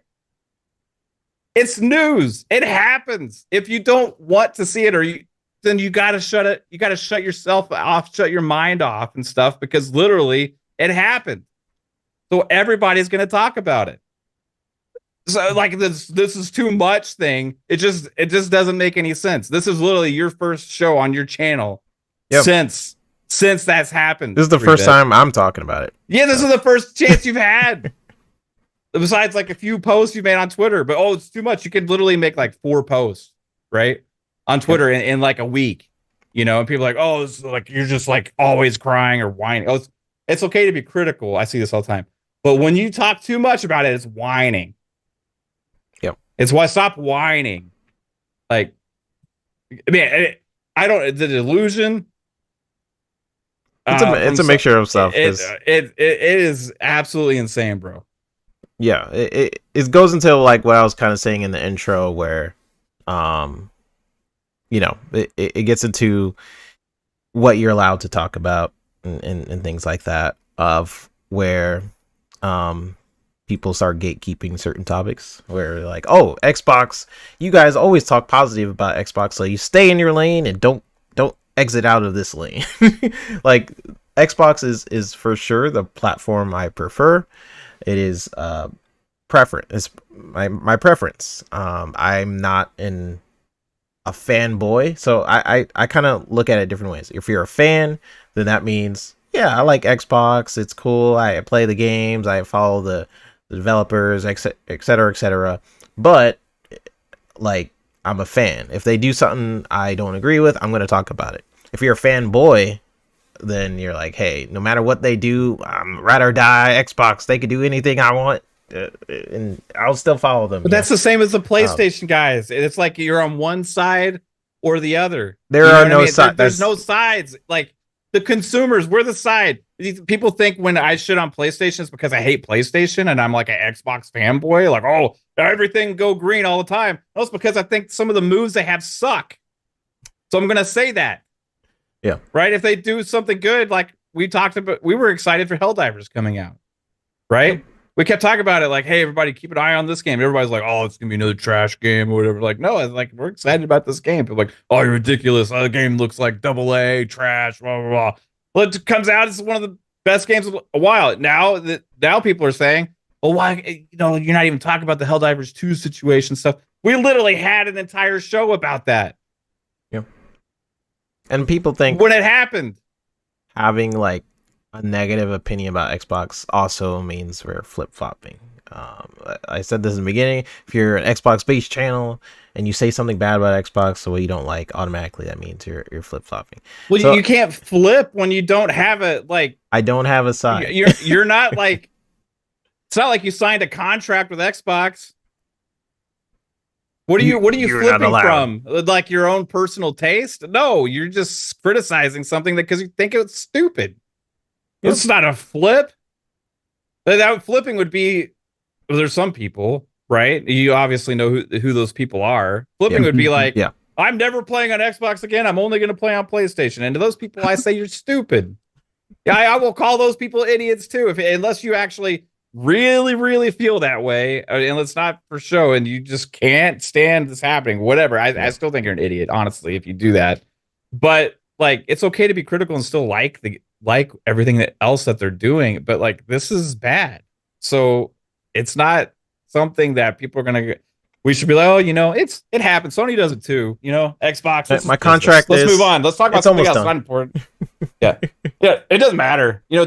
Somebody saying like, hey, just trim the fat. Yep. Yeah. Like, I have a preference. That preference is Xbox. The preferences should be where you personally find value. I keep saying this, but I feel like people need to understand what I'm actually saying there. Like, that means I will criticize. I'm a fan. I love Xbox, but that doesn't mean I'm not gonna talk bad about them if they do something I don't agree with. Now, some people are bringing up in chat, like saying like, it's been a while. Could we be reading into the situation, et cetera, et cetera? I'm just basing. How long has it been? When did this news come down? like Tuesday or Wednesday. Tuesday. Weird. This is the same week in run of podcasts as the news broke. It has not been. It's been 5 days. Yeah, five days of people talking about Xbox actually shutting down studios. Yeah, 5 days. Are we serious here? Like it's been like we've been like people have been talking about this for 3 months. You know, if we're still here ranting about Tango Gameworks and Arcane Austin in 2 months from now, or like after the Xbox showcase, that's all we talk about. Yes, please then, come at me, please. But the same week, this is literally the same run of shows that everybody has this week, and it's the biggest topic and conversation that everybody's thinking about because it literally just happened. What else has happened this week? That's a major or even close to that. Can anybody tell me? Not to that level.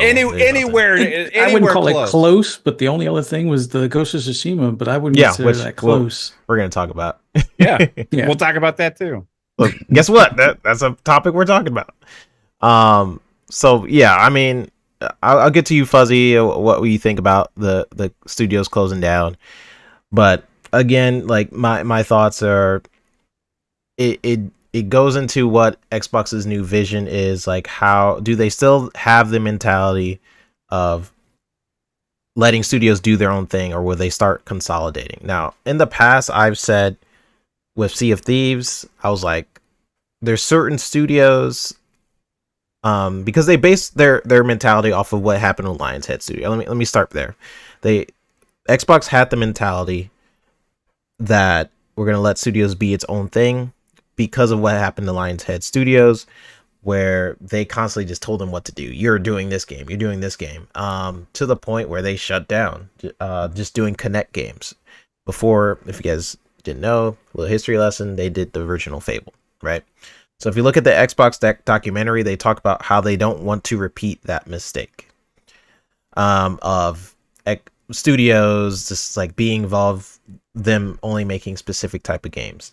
My theory is when they purchased ABK, Microsoft got more involved with Xbox to the point where they are looking at their books pretty heavily. I mean, I would too after $70 billion. And they're like, hey, what do you guys got going on over here? What's this? Oh, Hi-Fi Rush, that was pretty cool. When's their next game? It's gonna be a while. Okay, we immediately need some moolah. They looked at it from a numbers game. Phil, and I'm sure they looked at it from not a like Phil's a gamer, right? So he probably looked at it from a gamer's standpoint, like, no, people really like Hi-Fi Rush. You could probably do something. The money people probably won that conversation. I mean, they did win. It's happened. So could this mean in the past? So reason why I bring up the Lionshead thing. I've said in the past with Hi-Fi, with Sea of Thieves, that maybe certain studios you need to be more hands-on with. Otherwise, we get situations like Redfall. And other studios you can be more hands-off with. Like, let them do their own thing. But there has to be a balance. I've said this probably like 2 episodes ago. I actually mentioned this exact thing. I was like, hey, there's certain studios you should probably be more hands-on with. Like, where's Everwild? You know, what the heck is happening with that game? And other ones maybe not so, but I didn't mean close down the whole studio. So getting it to you, Fuzz, these studios, they shut down. We heard a lot of different topics on it. I want to hear your point of view and what you think.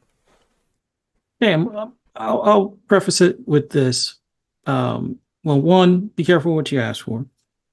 I was one of those that was pro ABK, and I'm still pro ABK, but I think it did change the dynamic to some extent, but I wouldn't change it per se. The one thing I do look at, from the business side of things, I can understand, the cuts that they made. Numbers are numbers, and when higher ups say, "Hey, you got to trim 7%," it is what it is, and unfortunately, there's going to be collateral.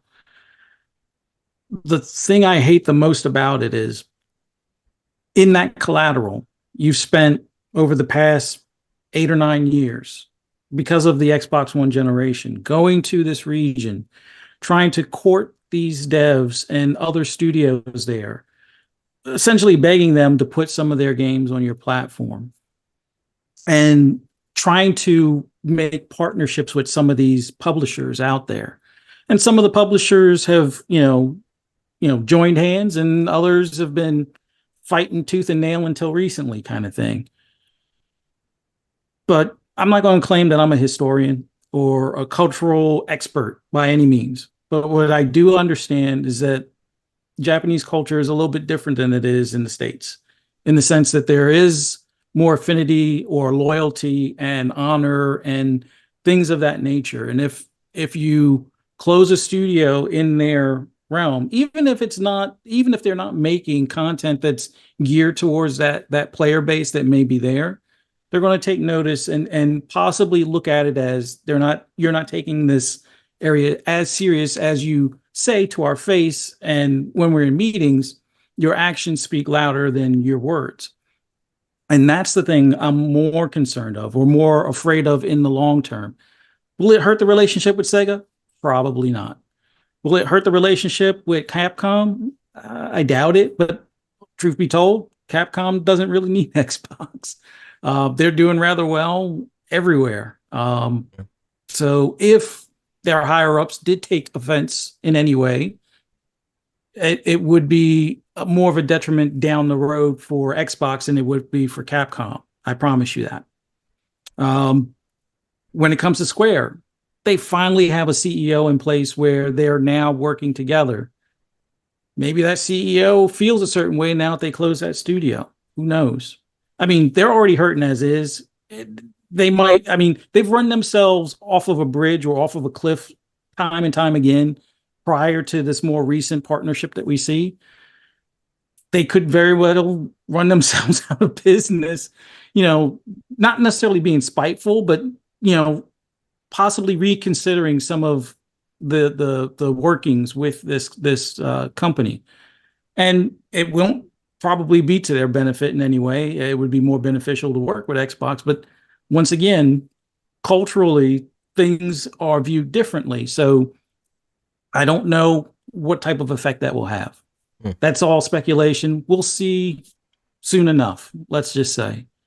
But I do want to put it out there as far as it sucks whether it's the 1900 that lost their jobs at Activision or these studios closing or the other one being kind of rolled into the other, and they'll probably still do some trimming later on.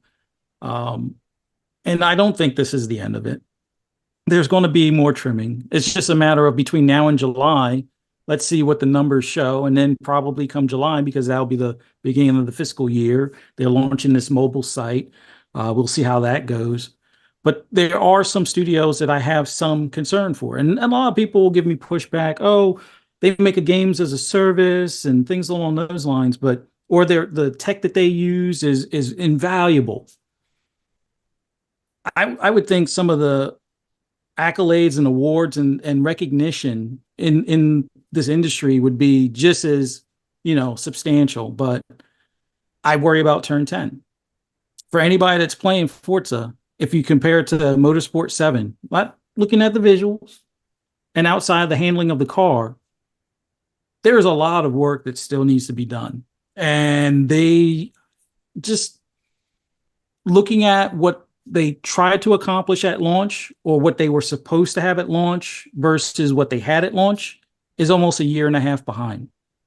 And if that continues to be the case, and let's be clear, Forza Motorsport has never been that big of a title as far as it's a niche title within the fold. Horizon after Horizon 3 stole whatever player base outside of the diehard sim racers, as myself and Mav and a few others.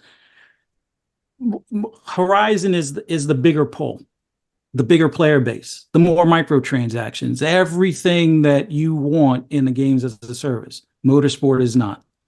It's not pushing the envelope in that regard. And there's already been some rumored talks as far as steppings down and closure. So don't be surprised if they wind up being one of those on that chopping block come July. And it's not that we can actually affect by that change or possibly convince Microsoft or Xbox to not close them, other than by purchasing the product. But if you haven't already done so, I can't imagine you sticking with that product beyond that purchase to actually keep the numbers on the board for them to still be around. So there are, like I said, there are other cuts coming. Where there will be, we will see.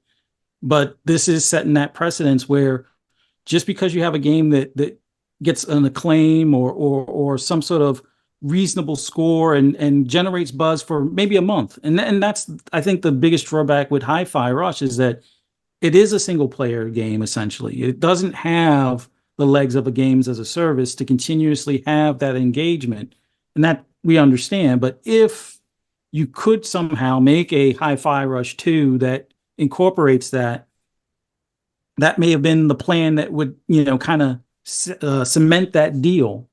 But once again, if these companies, or not companies, but if these studios, when it comes time to review their next project, and they get that type of scrutiny where supposedly Game Pass was supposed to be a bit of a shield, a bit of a buffer for your Double Fines and things of that nature. If they're not making the numbers, financially, and they get a decent player base, they get a couple of awards like Hi-Fi Rush did, are they up for, that same type of scrutiny and review? It seems like it is. And that's where my gripe is. I understand people not wanting to hear this 24/7 and blah, blah, blah, but I'm going to speak on it when I get a chance. If I'm asked, I'm going to give you my 2 cents on it. I leave it at that. But I hope this isn't a trend for some of the smaller studios. I'm hoping this isn't a trend in the sense that it forces the hand of some of the smaller studios to make games like Redfall. And hear me out. The whole reason why Redfall exists is because prior to the acquisition, Bethesda was having some minor financial issues, let's just say. That was part of the reason for the acquisition. And sure, Tango was on that, possible shutter list. So was Machine Games. So was both Arcanes, not just one. Roundhouse and Alpha Dog, or whatever Roundhouse was beforehand, because they have some still legal issues going around. And it's funny, I think that's the one that got rolled into another. Yeah, Roundhouse. Possibly because of the legal issues. Yeah. But they were finding themselves in a hard spot where they had a lot of single player games and they had some decent games as a service, but 76 was that push to make another games as a service. Redfall in its original concept was another games as a service. Youngbloods was geared to be kind of that games as a service with the microtransactions. So all of these games were pitched to kind of be their revenue or their income. So if you're forcing your studios that don't normally make that style of game, they may make a stealth type game like your Dishonored and things like that, and you're forcing them now to make something that could be more live servicey. That could happen to these other studios, like your Double Fines, like your Ninja Theories, like Turn 10 is already kind of the games as a service, but like I said, it's not it. Their importance is as a visual technical marvel. And the drawback with that is this game didn't quite hit that 100%.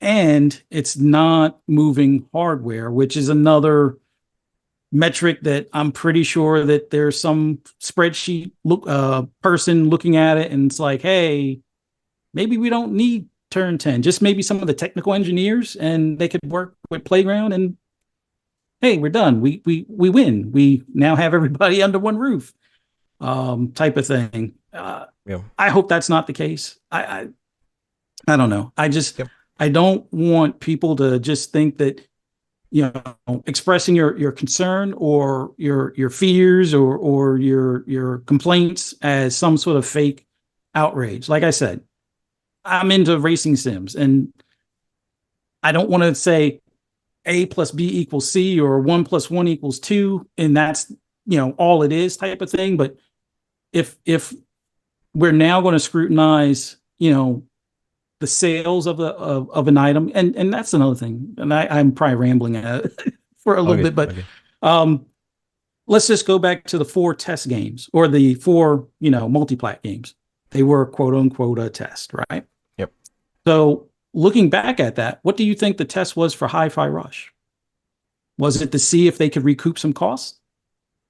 Mm. It's starting to seem like that may have been the case. I'll And if tell you that's why I think they did that, Buzz, real quick. I think they just wanted to get whatever money they could out of Tango before they canned them. yeah. Mm. I mean, Now- ultimately, like, you're not going to do another actual project with them. So it's like, well, how can we like get the most benefit out of them possibly before we let them go? yeah. Let's just have them put the games in other places real quick, just so we can make a quick cash grab, and then we'll let them go. I mean, I don't want to.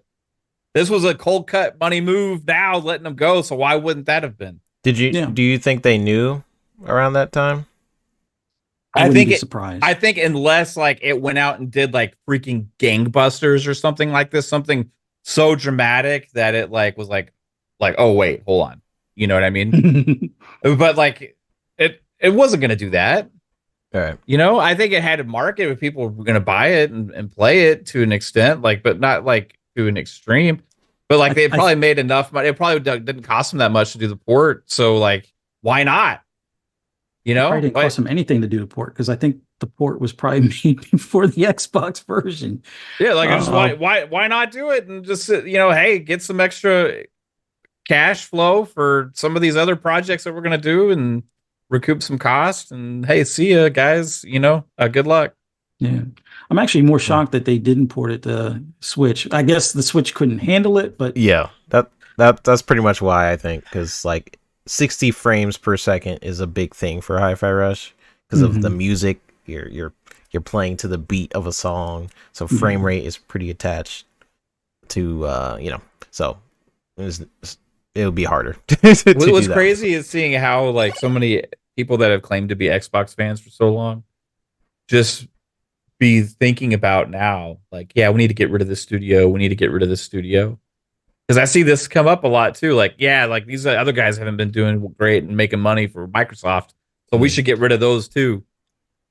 Like, I see that conversation actually happening from Xbox people. The other thing I see from Xbox people now is, hey, we need to stop putting games into Game Pass. We need to get rid of Game Pass, or that we need to not put Call of Duty into Game Pass. I see actual Xbox people that claim to be Xbox or Game Pass fans and stuff say that. Yeah, who else could we get rid of while we're at it? The people are acting like they're on the board and they are the money people for Microsoft. they got the Excel sheet. Yeah, like that's now that's the way that they're thinking instead of as gamers. Yep. Because this news is so like daunting for them that they have to process it by flipping into some kind of cold-hearted money person, and instead celebrating and looking forward to what we've all been talking about for years, and that's the vision that they've had. Like, now we're all going to switch to be cold-hearted, like like just money people, and just like, hey, they need to make these tough decisions, guys. Business, we gotta like, hey, this is what they should do, and they should get rid of. Saw somebody in the chat say Rare. They should get rid of Rare. Like they should get rid of like Double Fine. Hey, they're gonna like. I actually see. Double Fine might be in trouble. Like what I worry about these studios, because like they make games for us. I mean, maybe I'm insensitive and I'm not thinking about the human aspect of the developers too much, right? Like I get that. It sucks with layoffs too, right? It's no different than layoffs with the human element here. But for me, coming from a gamer perspective, it hurts more when there's like a studio closure, right? And I'll even put Roundhouse into that. Like Roundhouse, even though the devs saved their job, they lost their independence as a developer, right? So for us as consumers, that means we lose the potential of them making a game. And people say, well, they never done anything before. That team used to do stuff. Like they were actually human head studios before. And when they were part of the acquisition, when they did the roundtable, it was talked about that they had project that they were going to be making, right?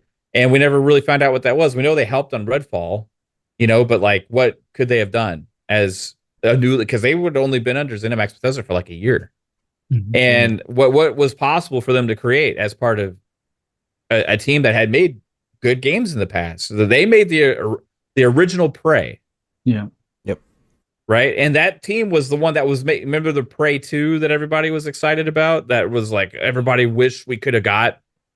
Right. It was that team. And it didn't happen because of the issues they had before with their other publisher. Right. So then they got acquired by ZeniMax Bethesda. And that's why they changed their name. Yeah. Well, they reused that Prey title and rebooted it completely. Yeah. Yeah. And then, so I can say all of the stuff that we just said with all the different studios and still be excited about the showcase, like I said in the beginning. Still be excited about their lineup of games. I think people are getting, even some people in our chat, I feel like you guys are getting mixed up with criticism and then that meaning we can't be excited. That's not what we're saying. I'm still excited for the showcase. I am just curious of what Xbox's future will be in terms of their mentality. This is coming from someone who worked with the team Turn 10. So when Fuzzy was saying that stuff, I've worked with those teams. I feel for them, and at this time we're not knowing who's going to be next. And the whole thing is we're questioning the mentality, because if the mentality for Xbox, Microsoft Studios is you have to make a specific type of game to be successful, I have a problem with that. There's a lot of talented studios that they purchased, and I would want them to make the games that they want to make. And why they were purchased in the first place. If you're telling me like you go up to Double Fine and they have to make a blockbuster type game, you're restricting what Double Fine is. Go look at Double Fine's documentary and just see the culture of that studio, and tell me like, hey, you specifically have to make a certain type of game or else you're out. That's kind of what I am wondering. I hope that isn't the case. That studios start feeling pressured to make specific type of games, or to have to work on the blockbuster titles, right? Which is what they literally said in the memo. Yeah, so it's not like I'm crazy. This is literally what Matt Booty. You're delusional, 3-bit. How could you even come up with such speculation? You're just speculating. Oh, yeah. Wait, Matt Booty said that? Yeah. Oh, Matt Booty said that they're going. This is coming from their resources on the blockbuster games. It's like, what? You're doom and glooming right now, bro. I mean, but you know what? The honesty is that I think a lot of people in the community have flipped now to like, oh, that's all we care about. Yeah, that's all that the people care about now is those same blockbuster games. And it's like, because Microsoft said it, that's the good thing now. But you guys realize what that means, right? I used the example earlier on. Like, were we celebrating when Activision made all of their support studios for Call of Duty? Nope. In fact, we were saying the opposite. When Activision was purchased by Xbox, what were we saying on shows? What was Phil saying? Like, hey, this gives us an opportunity to, like, for those studios to be freed up and do their own games. Maybe they can make more Transformer games. Maybe they could go back to some Tony Hawk stuff, or maybe Prototype can come back. You could get some teams, and Toys for Bob. Maybe they can jump in and do a Banjo-Kazooie. This is stuff we talked about. Well, now Toys for Bob is gone, and now they're independent. But although they do have a project supposedly they're working with Microsoft on, so there's silver lining there. Let's hope that's still a thing, right? So that's why I was excited. So it's not like out of character for me to say like, oh, I want to make sure that these studios could do the games that they want to do. The reason why I was excited about the Activision case was like, hey, maybe you can free those studios to do what they want to do. It's literally the same, messaging that we're doing on these shows. We were just wondering what's going to happen. Now, in terms of the pipeline of what Xbox has, if we're getting to the positive side of the show, Xbox has a ton of freaking games. A lot will be at the showcase, and a lot of people are probably going to forget about what's happening here with Hi-Fi Rush once they see the showcase. But then there is an Xbox tax. Despite all this different stuff, there's still an Xbox tax. So even if it is amazing, people are like, well, PlayStation, right? So that is going to happen. But I did want to talk about this topic just because it goes into a lot of different things. I'm still excited. I know. Wow, I could be excited about the showcase. You're not. I'm not allowed. Oh, okay. Sorry. Yeah. The showcase is gonna suck because Xbox is dead. You flipped. So you can't flip back. Oh, okay. Sorry. No, I messed up again. Yeah. Sorry. Yeah. You get choose. Pick a side. Pick a side. I gotta pick a side. You're confusing me right now. I'm Team PlayStation. Call me PS. Fake outrage guys can't. You can't say this kind of stuff.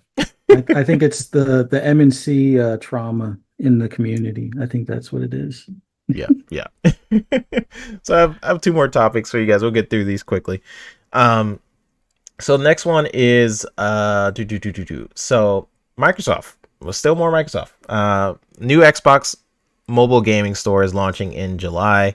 This is coming from The Verge. Microsoft has been talking about plans for an Xbox mobile gaming store for a couple years now, and the company now plans to launch it in July. Speaking at the Bloomberg Technology Summit earlier today, Xbox president Sarah Bond revealed the launch date and how Microsoft is going to avoid Apple's strict App Store rules. She says, and I quote, "We're going to start by bringing our own first-party portfolio to the Xbox mobile store. So you're going to see games like Candy Crush show up in that experience. Games like Minecraft," says Bond. "We're going to start on the web, and we're doing that because that really allows us to have it be an experience that's accessible across all devices, all countries, no matter what, and independent of the policies of closed ecosystem stores." So she kind of follows it up and just says the store will focus on first-party mobile games from Microsoft's various studios, which include huge hits like Call of Duty Mobile and Candy Crush Saga. Bond says that the company will extend this to partners at some point in the future too. So there's a lot of interesting little bits in there. And it's not like this is so some people who don't follow Xbox, this is a surprise, but they've been, if you look at the FTC case and all their moves, they've been wanting to start a store. I think even Phil mentioned it years ago about them wanting to do a store. And the FTC case, why I've been following it for a while, is Epic, between Epic and Apple. About that case really did rely on the store opening up, and other players being able to sort of jump in, because Apple has really strict store policies. It's why Game Pass has to work a certain way on the Apple. They basically told Xbox, like, hey, if you want Game Pass on the Apple Store, every single game needs to be downloadable on the Apple Store. So if you want to play Halo or something, that needs to be in a download through us so that we could get a percentage. They didn't like the fact that you can access games through the Microsoft servers, so that's why Game Pass works the way it does, where if you want to play on an Apple device, I think you just have to go through the website and play it through the cloud or something like that. So they've been battling Apple for a while, trying to get them to open up their store. I think it's pretty cool. I think it does go into their vision as a brand. I feel like they've just been setting this up for a while. So it's not like a surprise to me that they want to open up their own store. I think they even mentioned it during the trial that they wanted to do so. It does make me wonder how what that looks like for development wise, because I mentioned like, hey, you had a mobile game development studio, you shut them down. So what does this look like in the future for Xbox? So I'll bring it to you, Mav. So you've seen this. I'm sure you've seen her talk about it, and basically what I just quoted. What do you think Microsoft is going to do with a mobile gaming store? What games do you perceive? Do you think they'll start sectioning off teams to maybe work on some more mobile game experiences? Like, what do you think this looks like in the future?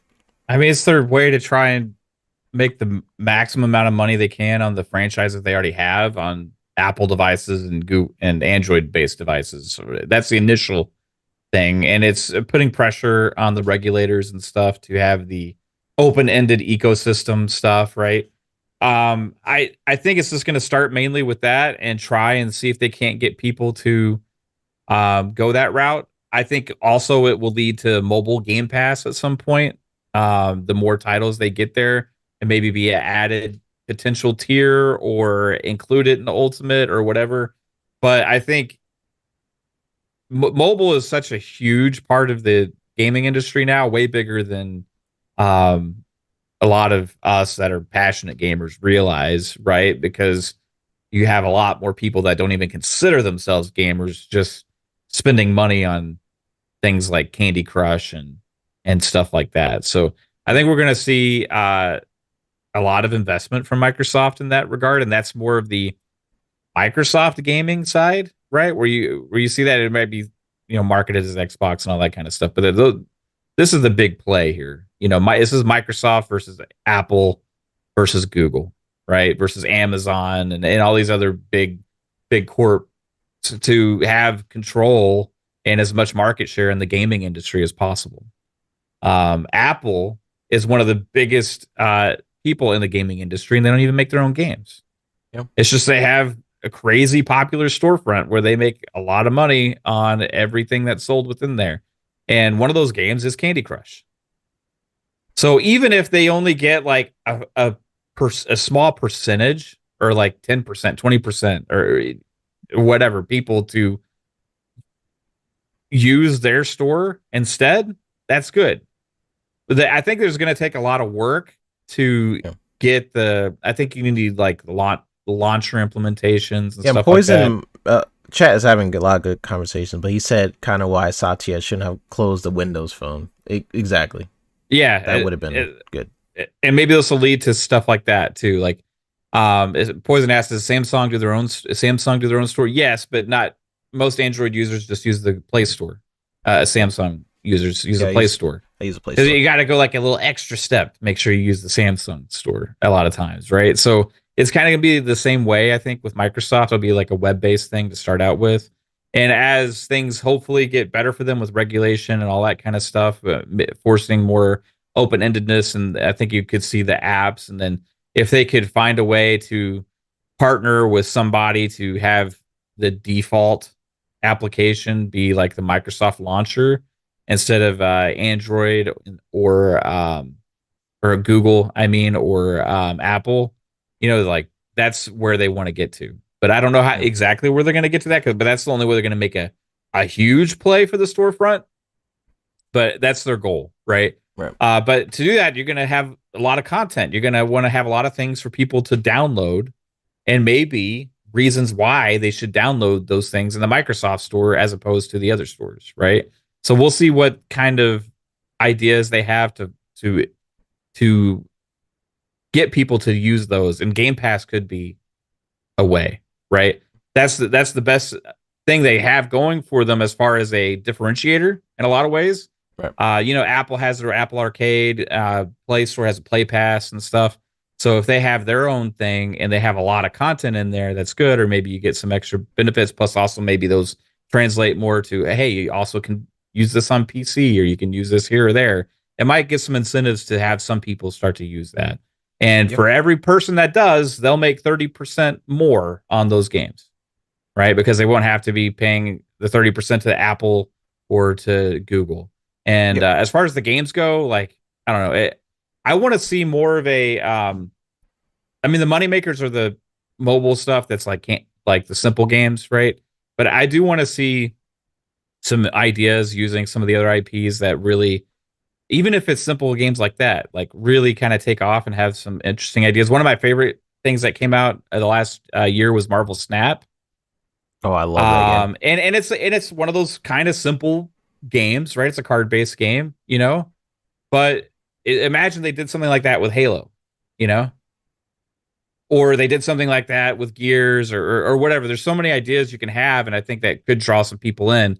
And I think they're going to start to maybe think about some of those kind of ideas. So I want to see that, but I also want to see the mobile games go to the other places. I want to see them more on the PC. I want to see them more on consoles as well as just as an option. Like, why not?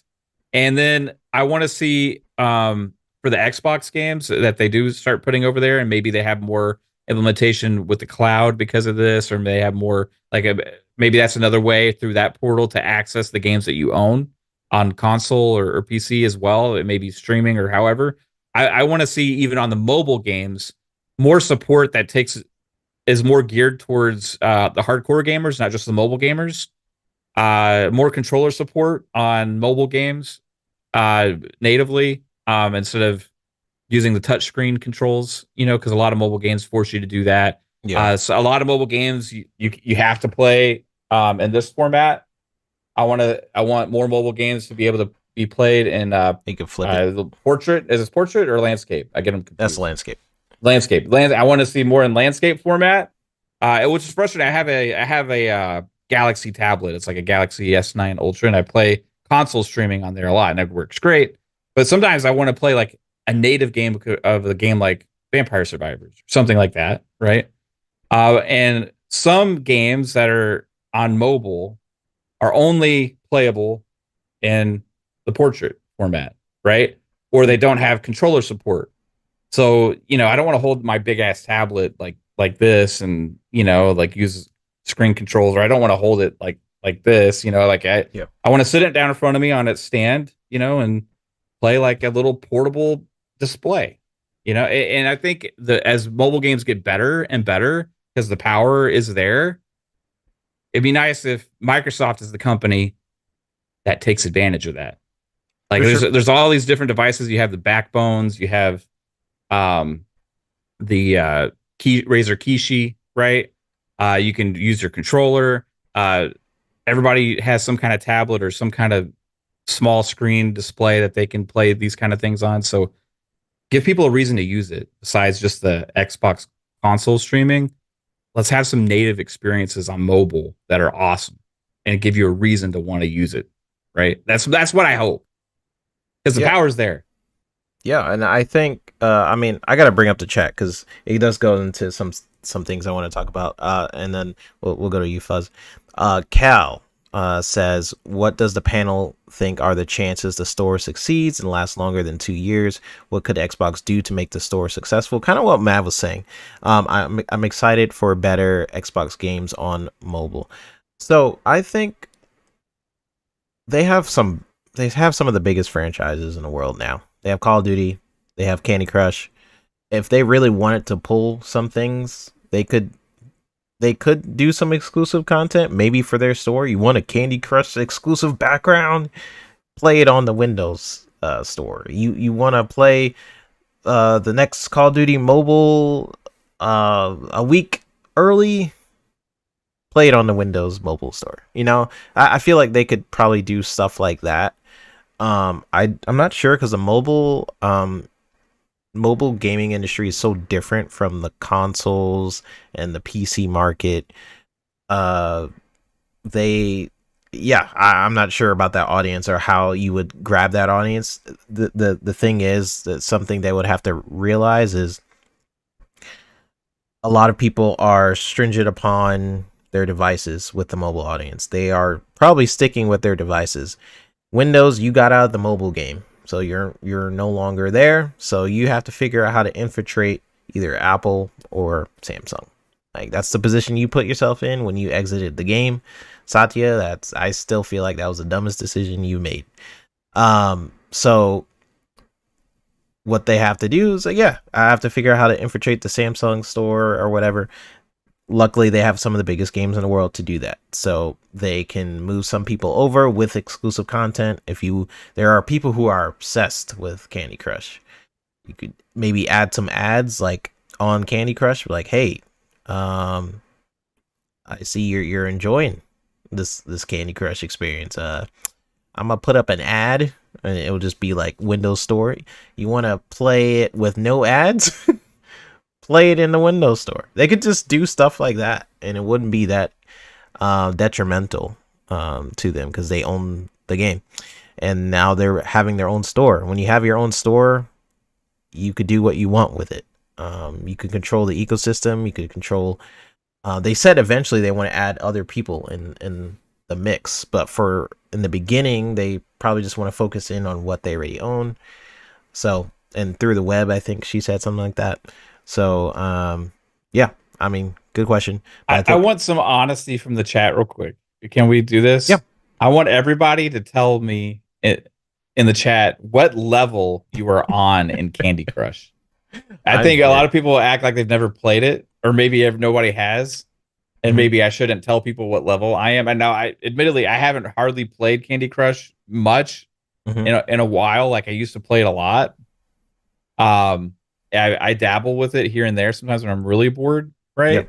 Yep. But yeah, I used to play a lot of Candy Crush. Yeah, and I just checked my level, so I want to know if anybody else has got some time. I'll show you my level. Let's see. I'm gonna put a little poll. How is it? Anyway, it's 1,037. 1,030. Oh my gosh. 1,037. That is insane. I'm on level 1,037 in Candy Crush, and I've probably played like an hour in the last like 3 years. Okay. I'm on. This is a bad poll, but I just did it really quick. I probably am level 30 or 40 or something like that. But it's been a long time, so yeah. I think I'm on like level 30, 40, something like that. What about you, Fuzz? Wait, you're muted.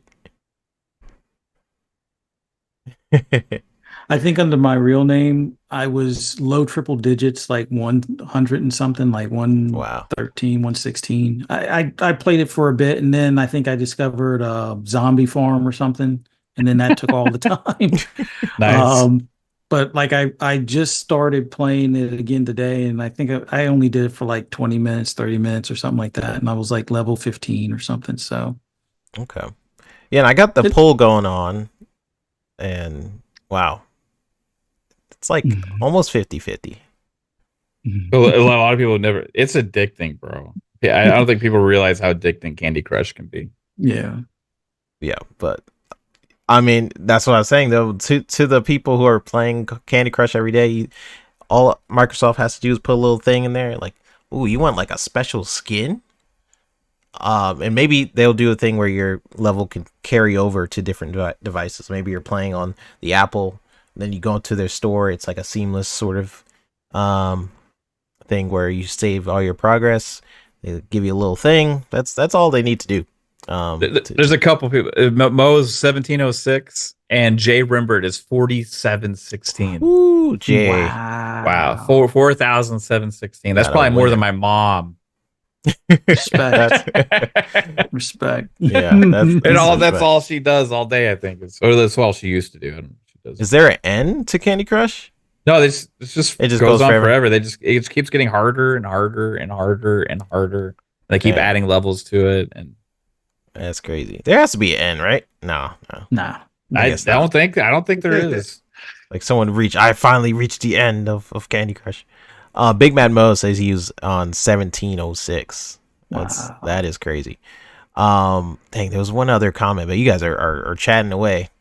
I don't know if I can find that comment, but appreciate everybody jumping on in, and we got 2 minutes left. So if you guys are watching, just go ahead, vote. So far we are at if you're above 0, because I didn't want to put in all the different levels.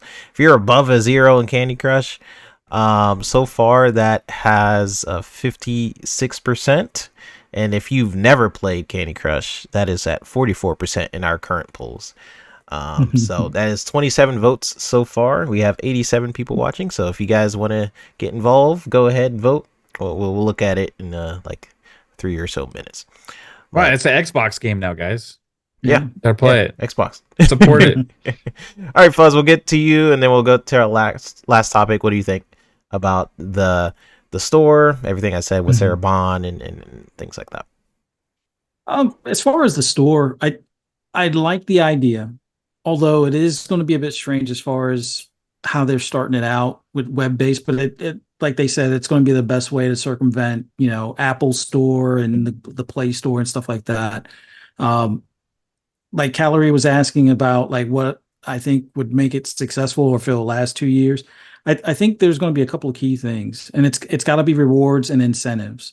So kind of like what Mav made mention, like, hey, or like what you made mention of 3-bit with like the ads versus no ads, or have it where if you play it on the Windows Store, you get 10 free boosters daily or something like that. Versus like unless you pay, like you'd have to pay for that same amount of boosters on like the normal Apple or Play Store or something like that. But you get at least the first 10 or so free or something like that. So have it where it has people not necessarily locked into playing it there, but at least willing to play it there more often. And I don't know how you'd like. I can't see people go into the free store for Windows where you get those 10 free and then going back to the app itself. Like have it where all your progress carries over, but I can't imagine somebody bouncing back and forth. So I think you'd probably keep them locked and engaged in your store.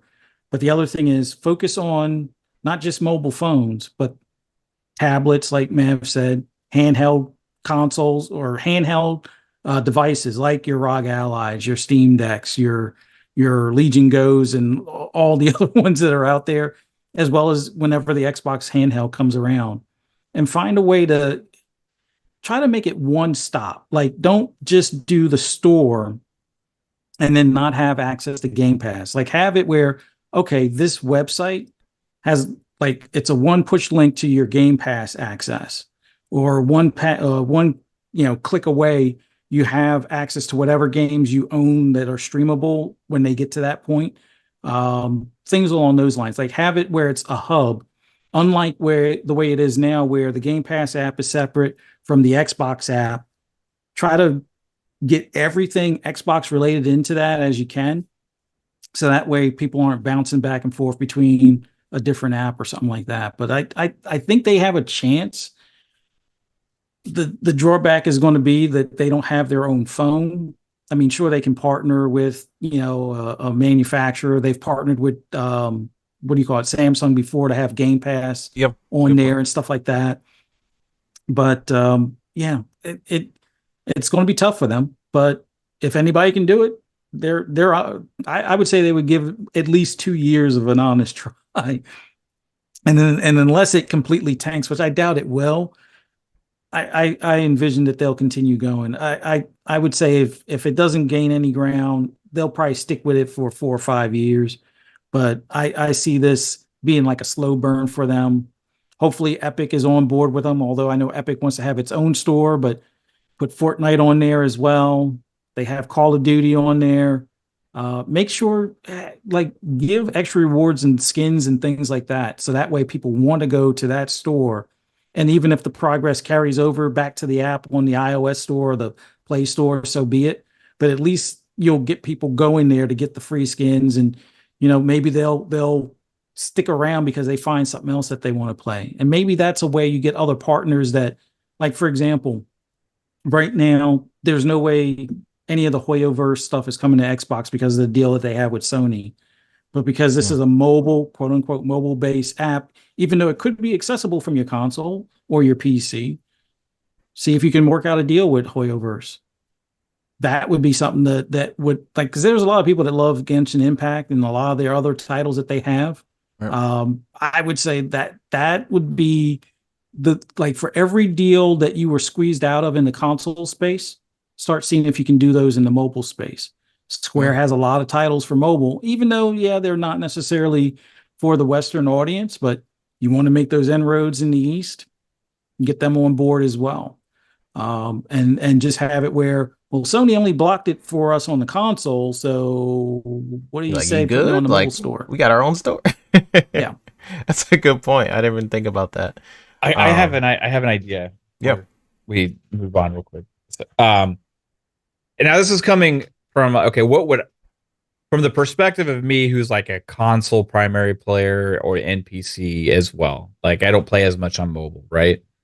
So like, I'm trying to think of what would get a lot of the console players like me and other players who don't necessarily play as much mobile games to try the mobile games out, right? Because I feel like Microsoft may have some kind of level of interest in that. I know the mobile market's already super huge and stuff, but to generate some excitement about that aspect of some of the stuff they're going to be doing as well, now that they are going into a stronger push with it. I put in the chat a little bit ago, like, does anybody remember Fable pub games? Right, it came out with close to Fable 3, I think. And it was like this Xbox Live Arcade game, and it was cheap, and it was the card games like that were in the pub and stuff, and it was like addicting. I freaking loved that game, right? So like, what if like when they do, they're gonna have so many releases coming up in the next several years. This game, wow. Fable pub games, oh, dude, it's so good, man. What if like around all the big releases, they have some kind of like mobile release to coincide with it? That's kind of like an additive kind of experience. Not that saying you had to do it to play the console game, but like Fable pub games was like a separate little thing you could play, but it was inspired from the game and kind of added to it because you're playing the card games from the pub in Fable, right?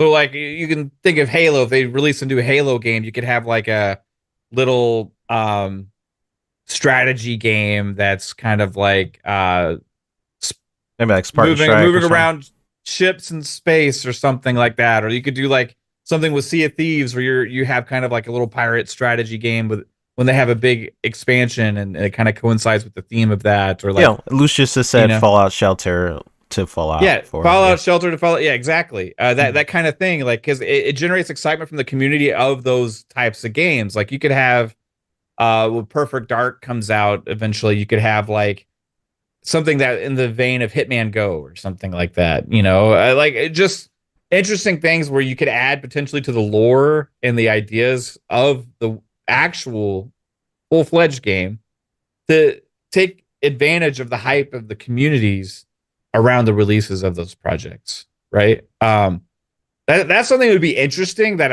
I hope they do. I don't know if that's the direction they're gonna go, but that's what I would like. It would be pretty. I think that'd be pretty cool. Yeah, I hope they do that too. Just because I've been praising from the rooftops that Halo is very underutilized. Franchise. Like it needs to be that Star Wars level where we see a Halo third-person action adventure. We see a Halo RPG type game. It's just one of those franchises that definitely needs to happen. But yeah, you're right. We could definitely see that in other games. Hopefully that's what they're thinking about. We only got one more topic. Everybody in the chat, thank you guys so much for popping on in. I'm gonna end the poll first. So we got, let's see, did it say the results? Basically, more people, over half never touched. That's insane. Candy Crush. You guys never play Candy Crush. Do you have phones? I'm going to assume 53% of you don't even have a phone. How do you make phone calls? What do you do? That's insane. Like I don't have as high level. Like Kate jumped in here and she said she's a level 1019. Yeah, I got a slight advantage, and I probably got that slight advantage on our last plane trip, the flight that we had taken. Time. Yeah, because that's all I could play was Candy Crush. It's like most mobile games, you had to be online. So, oh, that one you could play kind of. You can play, and then and then it'll catch up. It'll like carry over your progress when you're back Mm. online. Oh, that's cool. Yeah, I mean, I only played like level 40, and that was years ago, so I'm sure it's changed a lot since even I played it. But yeah, the poll says that Yeah. 53% of you never played, and 46% of you you're at least above like a level 1. So 39 votes. So wow. Tasty. Yeah. Tasty. So thank you guys for dropping on in. Make sure you guys hit the like button. We got one more topic to get through today. This is not confirmed, Chat. but I'm pretty sure this is what's happening. So this comes from a Twitter account. His name is Pirate Software. So Sony has now blocked all of these countries from purchasing Ghost of Tsushima Director's Cut. So I'll list some of the countries. Basically, these people can no longer purchase the Director's Cut of Ghost of Tsushima. And this is a ripple effect news, because this is right after what happened with Helldivers 2. So Afghanistan, Algeria, Antarctica, basically Barbados, Gambia, Iraq, Jamaica, Japan. So Japan, what people were saying was like, wow, you blocked a Japanese game from a Japanese company and with a Japanese story. But I think what Japan does is they have separate versions of their game, so that one's a little bit different. But yeah, a bunch of different countries basically blocked from purchasing Ghost of Tsushima. I think this all lines up with what they want to do, which is have those numbers, those numbers within PSN, and trying to convince their shareholders that, like, hey, we got a bunch of people coming on in, like, look, all these new people that came by. I feel like that's what this is. Now, did they lie about what Helldivers? I don't know if you guys know about that, but apparently not a lot has shifted with Helldivers 2. I could be a little bit outdated on this information, but he also said underneath that post that Helldivers 2 community was tricked by Sony. Sony declared having a PlayStation N account would be mandatory to play Helldivers 2. The community revolted and trashed the game's review score to 13% positive. Sony walked it back and stated they wouldn't be making PSN mandatory.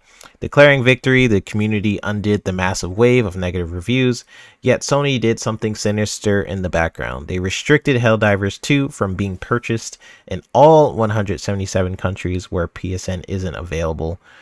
They said they fooled you and the devs are still fighting to fix it. So I don't know what's happening in the background of that, how true that is.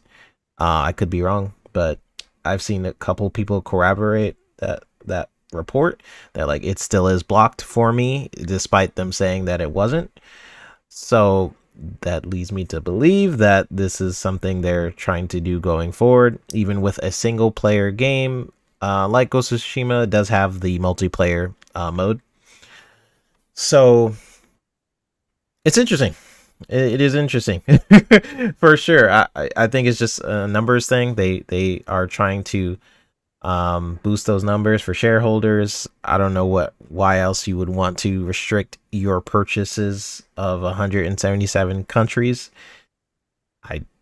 What does that make sense business wise, right? Unless something internally where you're saying like, well, I have to make sure the numbers look good. Look how many people are within the PSN, and now they could say like that PC players are part of, the PSN fold, not just console players. So I'll bring it to you, Fuzz, actually first. Mm-hmm. What do you think about this? Do you have you seen the reports? Do you think they're true? Oh yeah. Yeah, just talk about it. Well, starting back to Helldivers 2, I think the biggest misstep on Sony's part was that they wanted to require it, and it caused a problem, I think, at launch.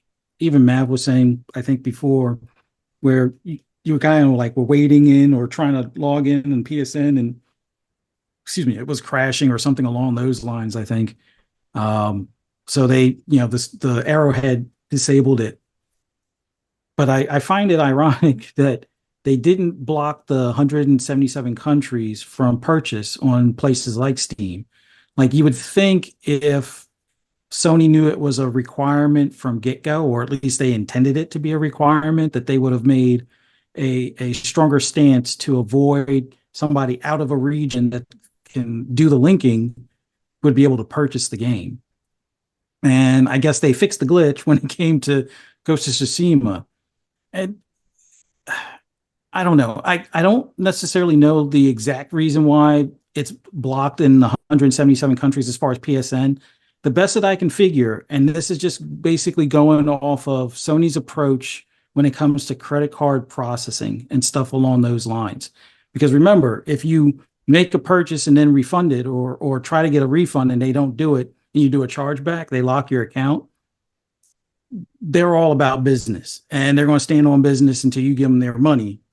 So it's one of those things where I know in the automotive aftermarket, some of those same 177 countries used to be on a blacklist for credit card purchases. Not all of them, but more than 100 of them were. So if you're a US based company and someone purchases from those any of those countries, all you have to do, even if it's the actual card holder and you have a picture of their ID and a picture of their card, you could still get a chargeback if they choose to put it as a chargeback, and you will automatically lose. So knowing how Sony is, they're probably like, you know what, we're never doing business with these countries and stuff like that. And it's not to, cast any negative shadow over those countries, but it's something that happens with certain credit card processors, or at least that's my take on it, only because I've had to deal with that before, where some of those countries were, well, we couldn't get the authorization on American Express. American Express won't authorize the order. Okay, well, let's see if the customer can do a wire transfer or something along those lines. Like looking at Africa, I know at least for Africa, South Africa was the only one that we could do that. And the funniest thing was that South Africa, there was more scams in South Africa than we had with some of our long-term customers outside of South Africa. So it was always weird that it's like, well, you allow credit cards here, but 70% of them are chargebacks. I mean, outside of Nigeria, because all Nigeria's scheme emails and all that stuff. But outside of that, it was like all other countries. It's like these are distributors, or, they have a tour. Like the company I work for, we modified a certain vehicle, so they would use that type of vehicle for tours or for trail riding and stuff like that. All of those companies were legit. So it was like when the credit card note thing would come back, that, okay, I think it was like after 2011 or so, like, yeah, you got to do wire transfers. It was never a problem, but it was just weird that, American Express was like the hardest to deal with in the credit card processing world. It's great for the customer, sucks if you're a business. Discover was like probably the second worst, and then Visa and MasterCard, unless the customer actually complained and it was like proven that they were in a totally different location, like if it was like a stolen card, it was a little bit easier for us to fight. But even those were hard fights and stuff like that. But all things aside, this whole thing with Sony, it makes no sense to me that they're doing this, considering they don't have their own storefront ready. Like if you had your own storefront ready, it would make sense to do this so you can direct the customers to go to other places and stuff. But when it comes to, like the Steam portal, I'm pretty sure there's a portal where they can get all of the user info as far as hours used and things like that.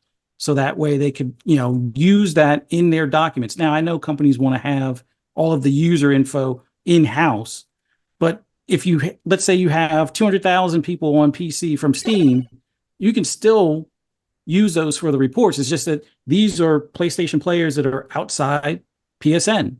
And until you have that platform to say, hey, this guy owns 3 PlayStation games, let's see if we can, market to him a certain way, or her a certain way, to get them to buy another game or influence them to buy, microtransactions. It doesn't make sense. At least to me, to focus on forcing this PSN mandate until you can, say, hey, this is our launcher, use this, please, and here's some rewards to encourage you to do so. Because otherwise, I mean, you should be using that the Steam portal numbers as far as the user info to go to the higher ups and say, we need to hurry up and build that store because we have 200, 500,000 or, 6 million players playing PlayStation games on PC that aren't, they don't have a PlayStation and they don't have a PSN. So we need to get this thing going and move forward that way. So it sucks.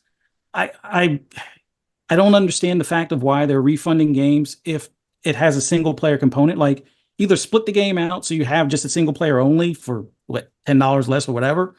But like some people didn't even want to bother with the online stuff. They just wanted to play the single player because it's a award winning word of mouth on that game is that it's a great game, at least for the single player. So just let people, at least if they want to buy it, buy it. I don't understand. It's like MAUs over money. Like I would still take the money and just say, you know what?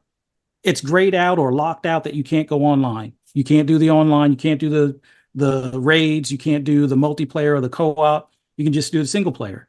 Now, Sony being Sony, they would probably just charge the same full price. But worst case scenario, just break it out. Have the director's cut that's for everybody outside the 177 countries, and then the director's cut limited for all of those in the 177 countries. That's only the single player and all the other extras except for the online stuff.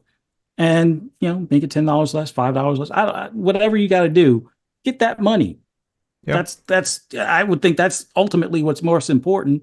But I understand the MAU aspect. But you would get both if you just did that. Make two versions or something. I don't know. It's stupid on Sony's part. And I do have it up on the screen. Thanks to Poison, he DM'd me and has a post with Pirate Software. And then I think Calorie said in our chat that he said, here, Pirate Software is an interesting game developer, I guess he was saying. He used to work for Blizzard, and his dad did all the World of Warcraft cinematics, and he has a YouTube channel. Very cool. I knew nothing about him. I just saw that his post was gaining traction, basically saying that Helldivers 2 community was basically tricked by Sony, and it's seemingly so that they wanted the good press, like, hey, we're backtracking. Look, we're the good guys, right? And then actually they're not doing anything, which should be in bigger headlines. You can talk about that Xbox tax. That should be a headline like, hey, didn't you guys say that you weren't going to block countries from actually playing the game? And then they're still doing it. Maybe they're like, oh, we didn't say when we would do it. It's interesting. Matt, bringing you into the conversation, what do you think about this, brother? Sorry, I was just reading this thing on from Special Nick about what's going on? Overdose potential leaks or whatever about that. What that could be? Yeah, it sounds. I'll check it out. You put it in the. It sounds crazy. But yeah, I was just looking at that and be like, what the? What were we talking about again? I was reading this thing. My bad. No, all good. We could definitely talk about that. But Helldivers 2. Yeah. I have a lot to say actually. So we talked about this I think on FSP actually. And because that was on Monday before the Tuesday news broke. Mm-hmm. And that was a big walk back from Sony, right? But the main issue, like if I was just talking about before, was that when this originally happened, okay, like Sony originally should have never had the game for sale in those countries, right? Because they don't have PSN accounts in those countries. Okay. Somehow they made the colossal mistake. And then I can't believe the amount of just overlooking this issue. Like it is absolute insanity to me that you could overlook this big of an issue. Like they deserve to be like crucified for this. Right. Selling a game in 177 different countries that would not have the ability to play it. Like, I don't know if it's just me, but if I see a game in the store, I don't ask more questions. I just assume I'm going to be able to play the game, right? Helldivers 2 is an online game, and a PSN account is required to play it at launch. It was supposed to. Okay. Now, what happened was there was a glitch because of the amount of people trying to get into the game, and the PSN account linking wasn't working, right? And maybe it's just because Sony was so unprepared, and this was their first day and date launch, they didn't know how to do the PSN account link thing. So they were unprepared in that way as well. Well, for whatever reason, it wasn't working at launch because many of us, me and Pong and Steel, I can't remember who else was there launch night, but we were all, Jasper, I think, like we were all sitting there just trying to get in, right when it came out. And we kept running into this issue, and everybody it was all in the Discord and stuff, right? That you just couldn't get into the game because the PSN account linking thing wasn't working. So they updated, they had disabled it temporarily. Okay. Figured later that night or the next day or the day after that or whatever, soon it was going to be fixed. Well, so they disabled it, and everybody flooded in. Everybody's able to get in and play. And we ended up having a blast that night. We ended up playing the next day and the next day after. There was some crashing issues and stuff at launch as well. But, we all kind of dealt with it and did what we needed to do to play. They disabled it. The next colossal fuck up they had, this is part 2. Not only had they sold the game in 177 countries that would not be able to play the game because of the PSN account issue requirement, they kept selling it for months in those countries. That's crazy. Now you would think, okay, well, they must just given up on the PSN account thing and are just going to have open season and they're just going to run with it like it is because everything's fine, right? And in that case, it's fine. Sell it in all those countries. Everybody can play the game. I can play the game. They can play the game. Everybody's happy. Everything's working, right?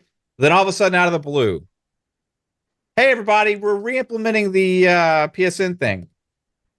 But then everybody in those countries like,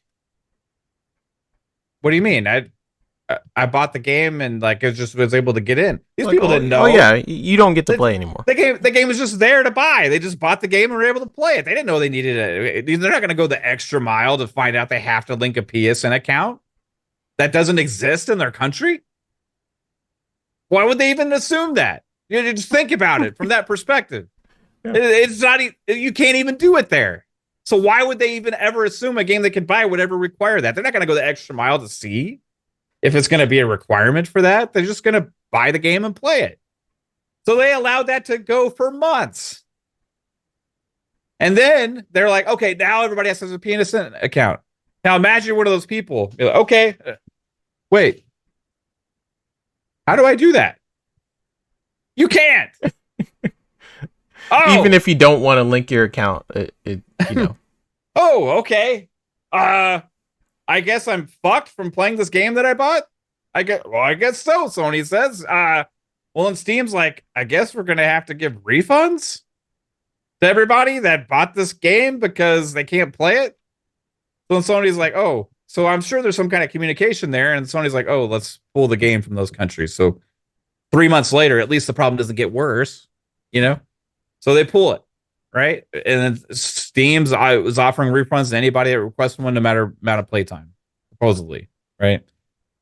Now I feel like they're in this like thing where like Sony was like, okay, you were gonna have to do the whole account linking thing, and they're getting crucified, so they try and save face and be like, okay, no longer, right?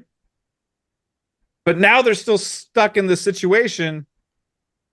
Okay, so there's like a limbo thing here, right? Yeah, like those 177, the 177 countries, there's still refunds all happening. There's still things probably going on between Steam and PlayStation behind the scenes that maybe we don't know about. There's questions or like, okay, what happens if they want to implement this in the future at some point? They can't sell it in those countries because they're not operating the PSN in those countries. So like, do they just keep restricting them for the sake of being able to potentially do this in the future? What if they migrate it to the PSN store on PC whenever they have their PC launcher and then require it on PC? You know, like, so I think right now they're like, fuck, what do we do? And Steam's doing all these refunds and stuff. And I don't think they know what to do because they fucked up so colossally in the first place. Yeah. Like they never should have had the game for sale in those countries if you were a PSN account was ever going to be required. Imagine like any other like Nintendo, Xbox doing it. Oh god, it's horrible. The only answer now, really, the only right thing to do would just be like put it back up for sale in those countries and just say fuck it. PSN's never going to need to be required there, at least until we do a like a PlayStation store. And then maybe implement it later down the line just for that and on new games on Steam at that point, right? But I think it raises a question because any of these games coming out forward that have multiplayer components are going to run into this issue. And we saw it again with Ghost of Tsushima, where they colossally fucked up again. And then other retailers started giving refunds on the pre-orders because of the multiplayer component for the 177 countries where these people aren't going to be able to play the game. So it's even worse. Not only did PlayStation fuck up the first time, but they didn't even catch themselves at when the Helldivers fuck up happened and fix it for Ghost of Tsushima. Yeah. How incompetent can you fucking be? Huh. I mean, they're lucky that they're not getting sued for this. Yep. From tons and tons. It's just like a potential class action lawsuit type situation. If you're actually being honest about it, I'm not a lawyer or I'm not a legal expert or anything like this, but I don't know. And they changed the terms of like, if you looked on their site, someone actually screenshotted it. They were changing like the terms of service because people started looking at like, did they always have this? And they didn't.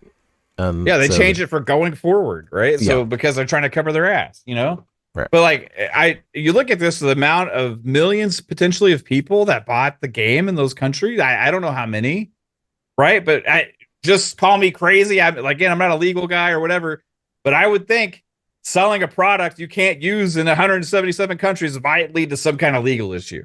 Maybe. I think they'll be fine though. I don't know. Maybe. I don't know. At some point somebody might pick up on it and do something. But it's an ongoing issue now, and I think potentially that's why we don't see 100% like correction with the situation there because they fucked up so bad initially, and they let it go so long that the problem compounded into this massive issue. If they had fixed it later that night, right, then maybe it wouldn't have been an issue, but maybe it still would have been because they still sold the game in those places. It's not as much about the PSN linking as it is about them selling a game in all those countries where they planned on it not being able to be played. Right. And then Poison Maniac said they said it was optional but changed it. Then Yobi said it wasn't there when I bought it and installed Helldivers. They recently put that there. Yeah. So like I don't know. It's crazy incompetence overlooking something so massive. It just is ridiculous to me. And this is part of their learning curves from the PC store because they never had to deal with this before because they only sold games before where they have PlayStations. Right. And most of the other games they've had have all been single player games that have ported to PC. So there's not really been an issue there either. Now it's like, oh, these multiplayer things, so how fucking out of touch they are. Like they finally make a multiplayer game and they sell it into a bunch of countries that fucking can't play it because they don't have an account. Like they're so out of touch with multiplayer and PC. This is all learning for them, but whoever is in charge of the distribution, like in setting up those accounts with Steam or whatever for where the games are going to be available, you fucked up pretty colossally. And that is a major error to do. And I think a lot of people don't really understand what the real issue is because it's like not necessarily just about the accounts. It's about all those countries that people were sold something that they are supposed to not be able to use. So that should be a lawsuit. I don't know. I mean, just imagine any other game. It's just like try to put it in a different perspective. Let's say it was, I don't know, Fortnite or Halo or something like that. You play Halo, you play it for months. You play Fortnite, you play it for months. And all of a sudden they're like, "Oh, sorry, we kind of messed up. It's not supposed to be available in your area. So we're going to take that away." Oh, sorry. That was our bad. We didn't mean to put it in your country and then just have people just be fine with it. Like, you would think there would be more articles that would be like, "Hey, that was actually bad." But the weird part to me is just PlayStation just coming back out and just being like, "Hey, sorry, we messed up. You're good. You're good to go now." Basically, what they were saying, but as we're finding out, that doesn't seem to be true. So that needs to be a lawsuit at that point. If you are basically, you bought a game, you realize you can't even play it anymore because of a terms of service that they changed before your eyes. I mean, survey says Fortnite is free. I just thought of a game. Let's say you bought it for some reason. This is interesting because you bought the game, can't play it anymore. And then Cygnus, I did want to bring up something Cygnus said, something you responded to, Fuzzy, if I could find that. He said it's not about MAU, it's because unsupported countries aren't eligible for a refund. While Steam allows it, Sony won't, so they just blocked it entirely to avoid Steam and Sony conflict. Either way, is it my job or is it any gamer's job to figure out any of this stuff? All they know is they bought a game and it's no longer available. And then they are looking at the terms of service and it's saying optional, and then they wake up the next day and it's saying it's not. So whose fault is that? It's not the gamer's fault. It's not. I don't even think it's the developer's fault. It's Sony's fault. They decided that. They were like scrambling, and like Matt was saying, realized like, "Oh shoot, this is our first time doing a PC sort of game and we didn't know." You know, they're like, "Look at all these sales from all these countries. This is amazing."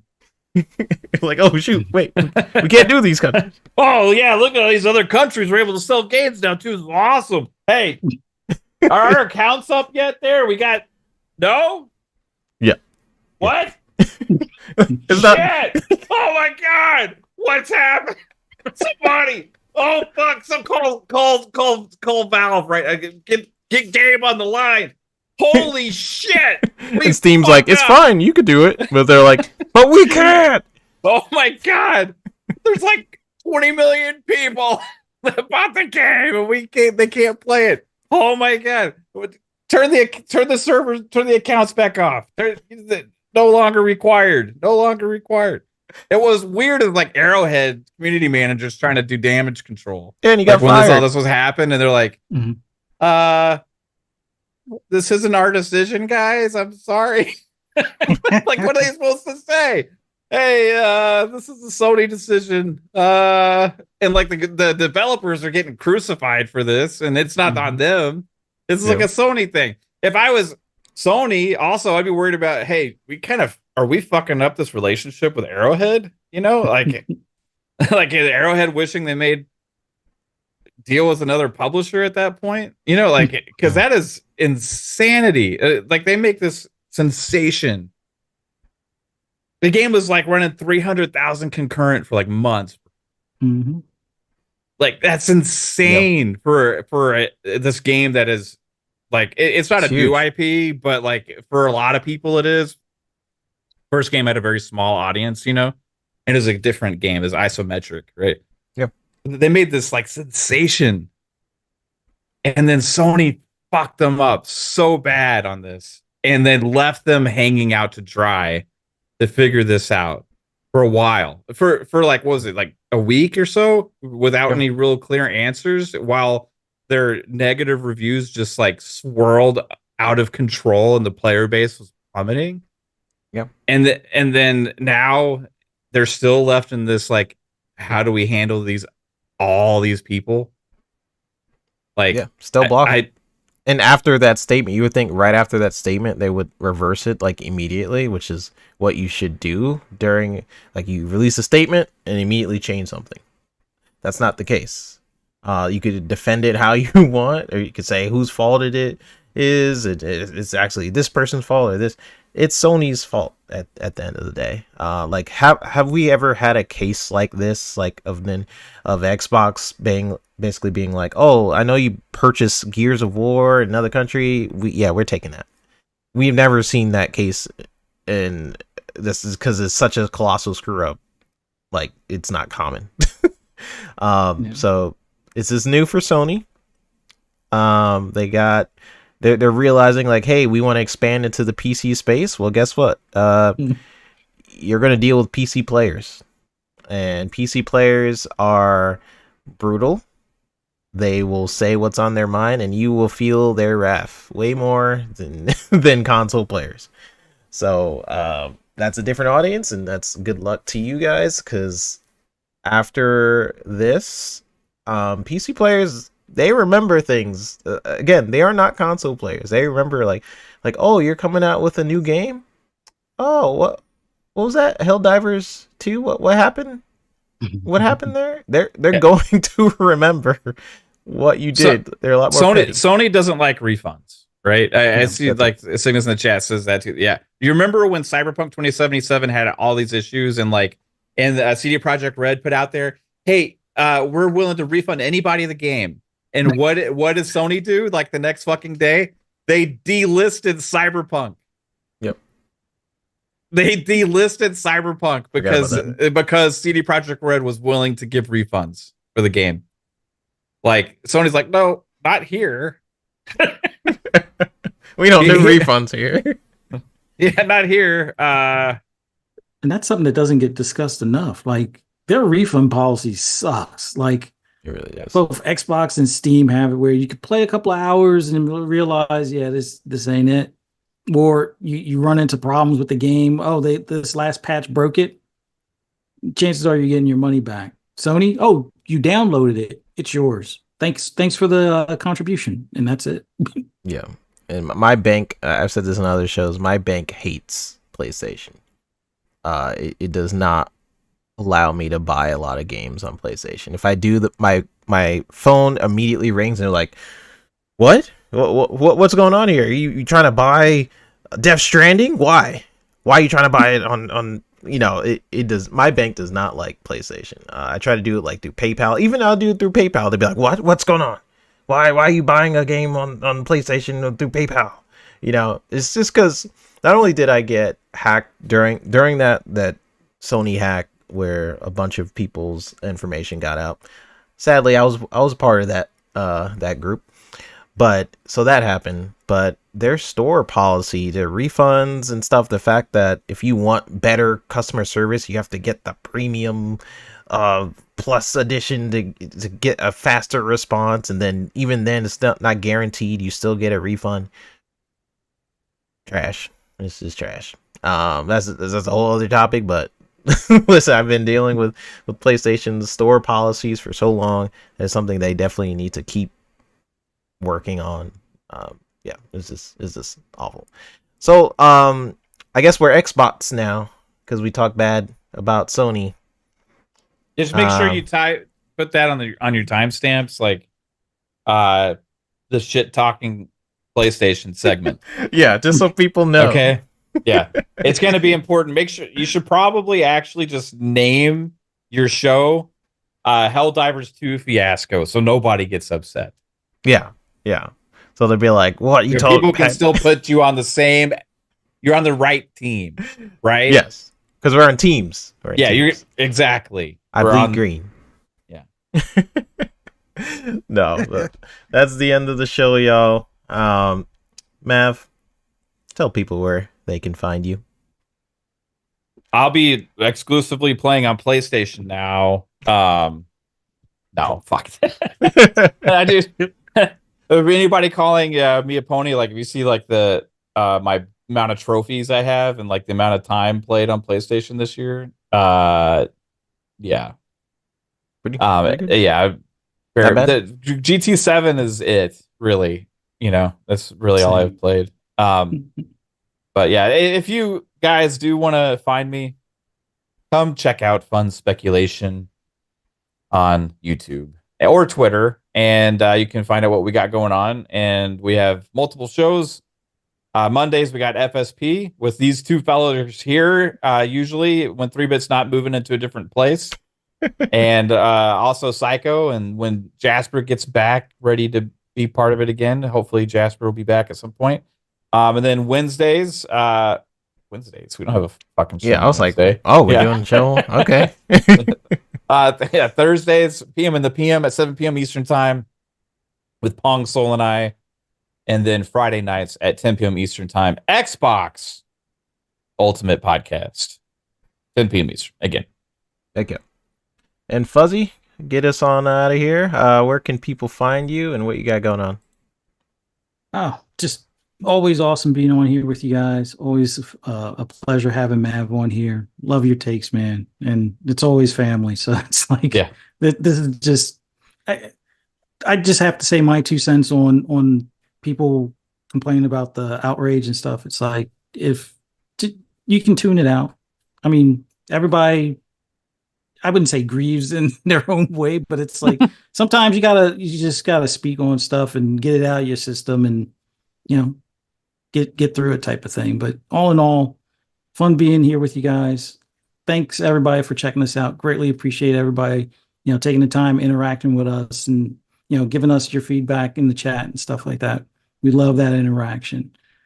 For those who want to hear my rambles and rants on anything gaming related, just follow me on the app formerly known as Twitter at fuzzy_Belvedere. You can also find me on Xbox Lunch Break Special, 12 noon, on Double Barrel Gaming with Mr. Boomstick on his channel. And then later that night, FSP with these two fine gentlemen. And Psychonauts, if he doesn't have a double duty at his store. But man, gaming is, upon us. And we got Hellblade 2 right around the corner, Showcase right around the corner. So a lot to look forward to. That's all. Yeah, a lot of cool stuff coming up. I can't wait for the showcase. I know, I could be so critical, and I can also be happy about a lot of things coming up. That's all it is. We'll be critical of Sony, of Xbox, Nintendo, with their trash tiled grass. I'll talk about it all, and we'll talk about it here on Pixelated Echoes. So if you guys enjoyed this podcast, be sure to hit that subscribe button for the future listeners and our on-demand peoples. If you got through an entire show of us we just love gaming. We love gaming, the gaming industry as a whole, and we just like to talk about it. So thanks for listening to an entire show for like 2 hours of just us or nerds just talking about video games at the end of the day. So bless you guys. If you guys agreed with us or not, let us know in the comment section down below. And with where you can find me, like they said, I'll be on FSP every Monday on Mav's channel. And hope you guys enjoyed this episode. So I'll see you guys on the next episode of the Pixelated Echoes. Bye, y'all.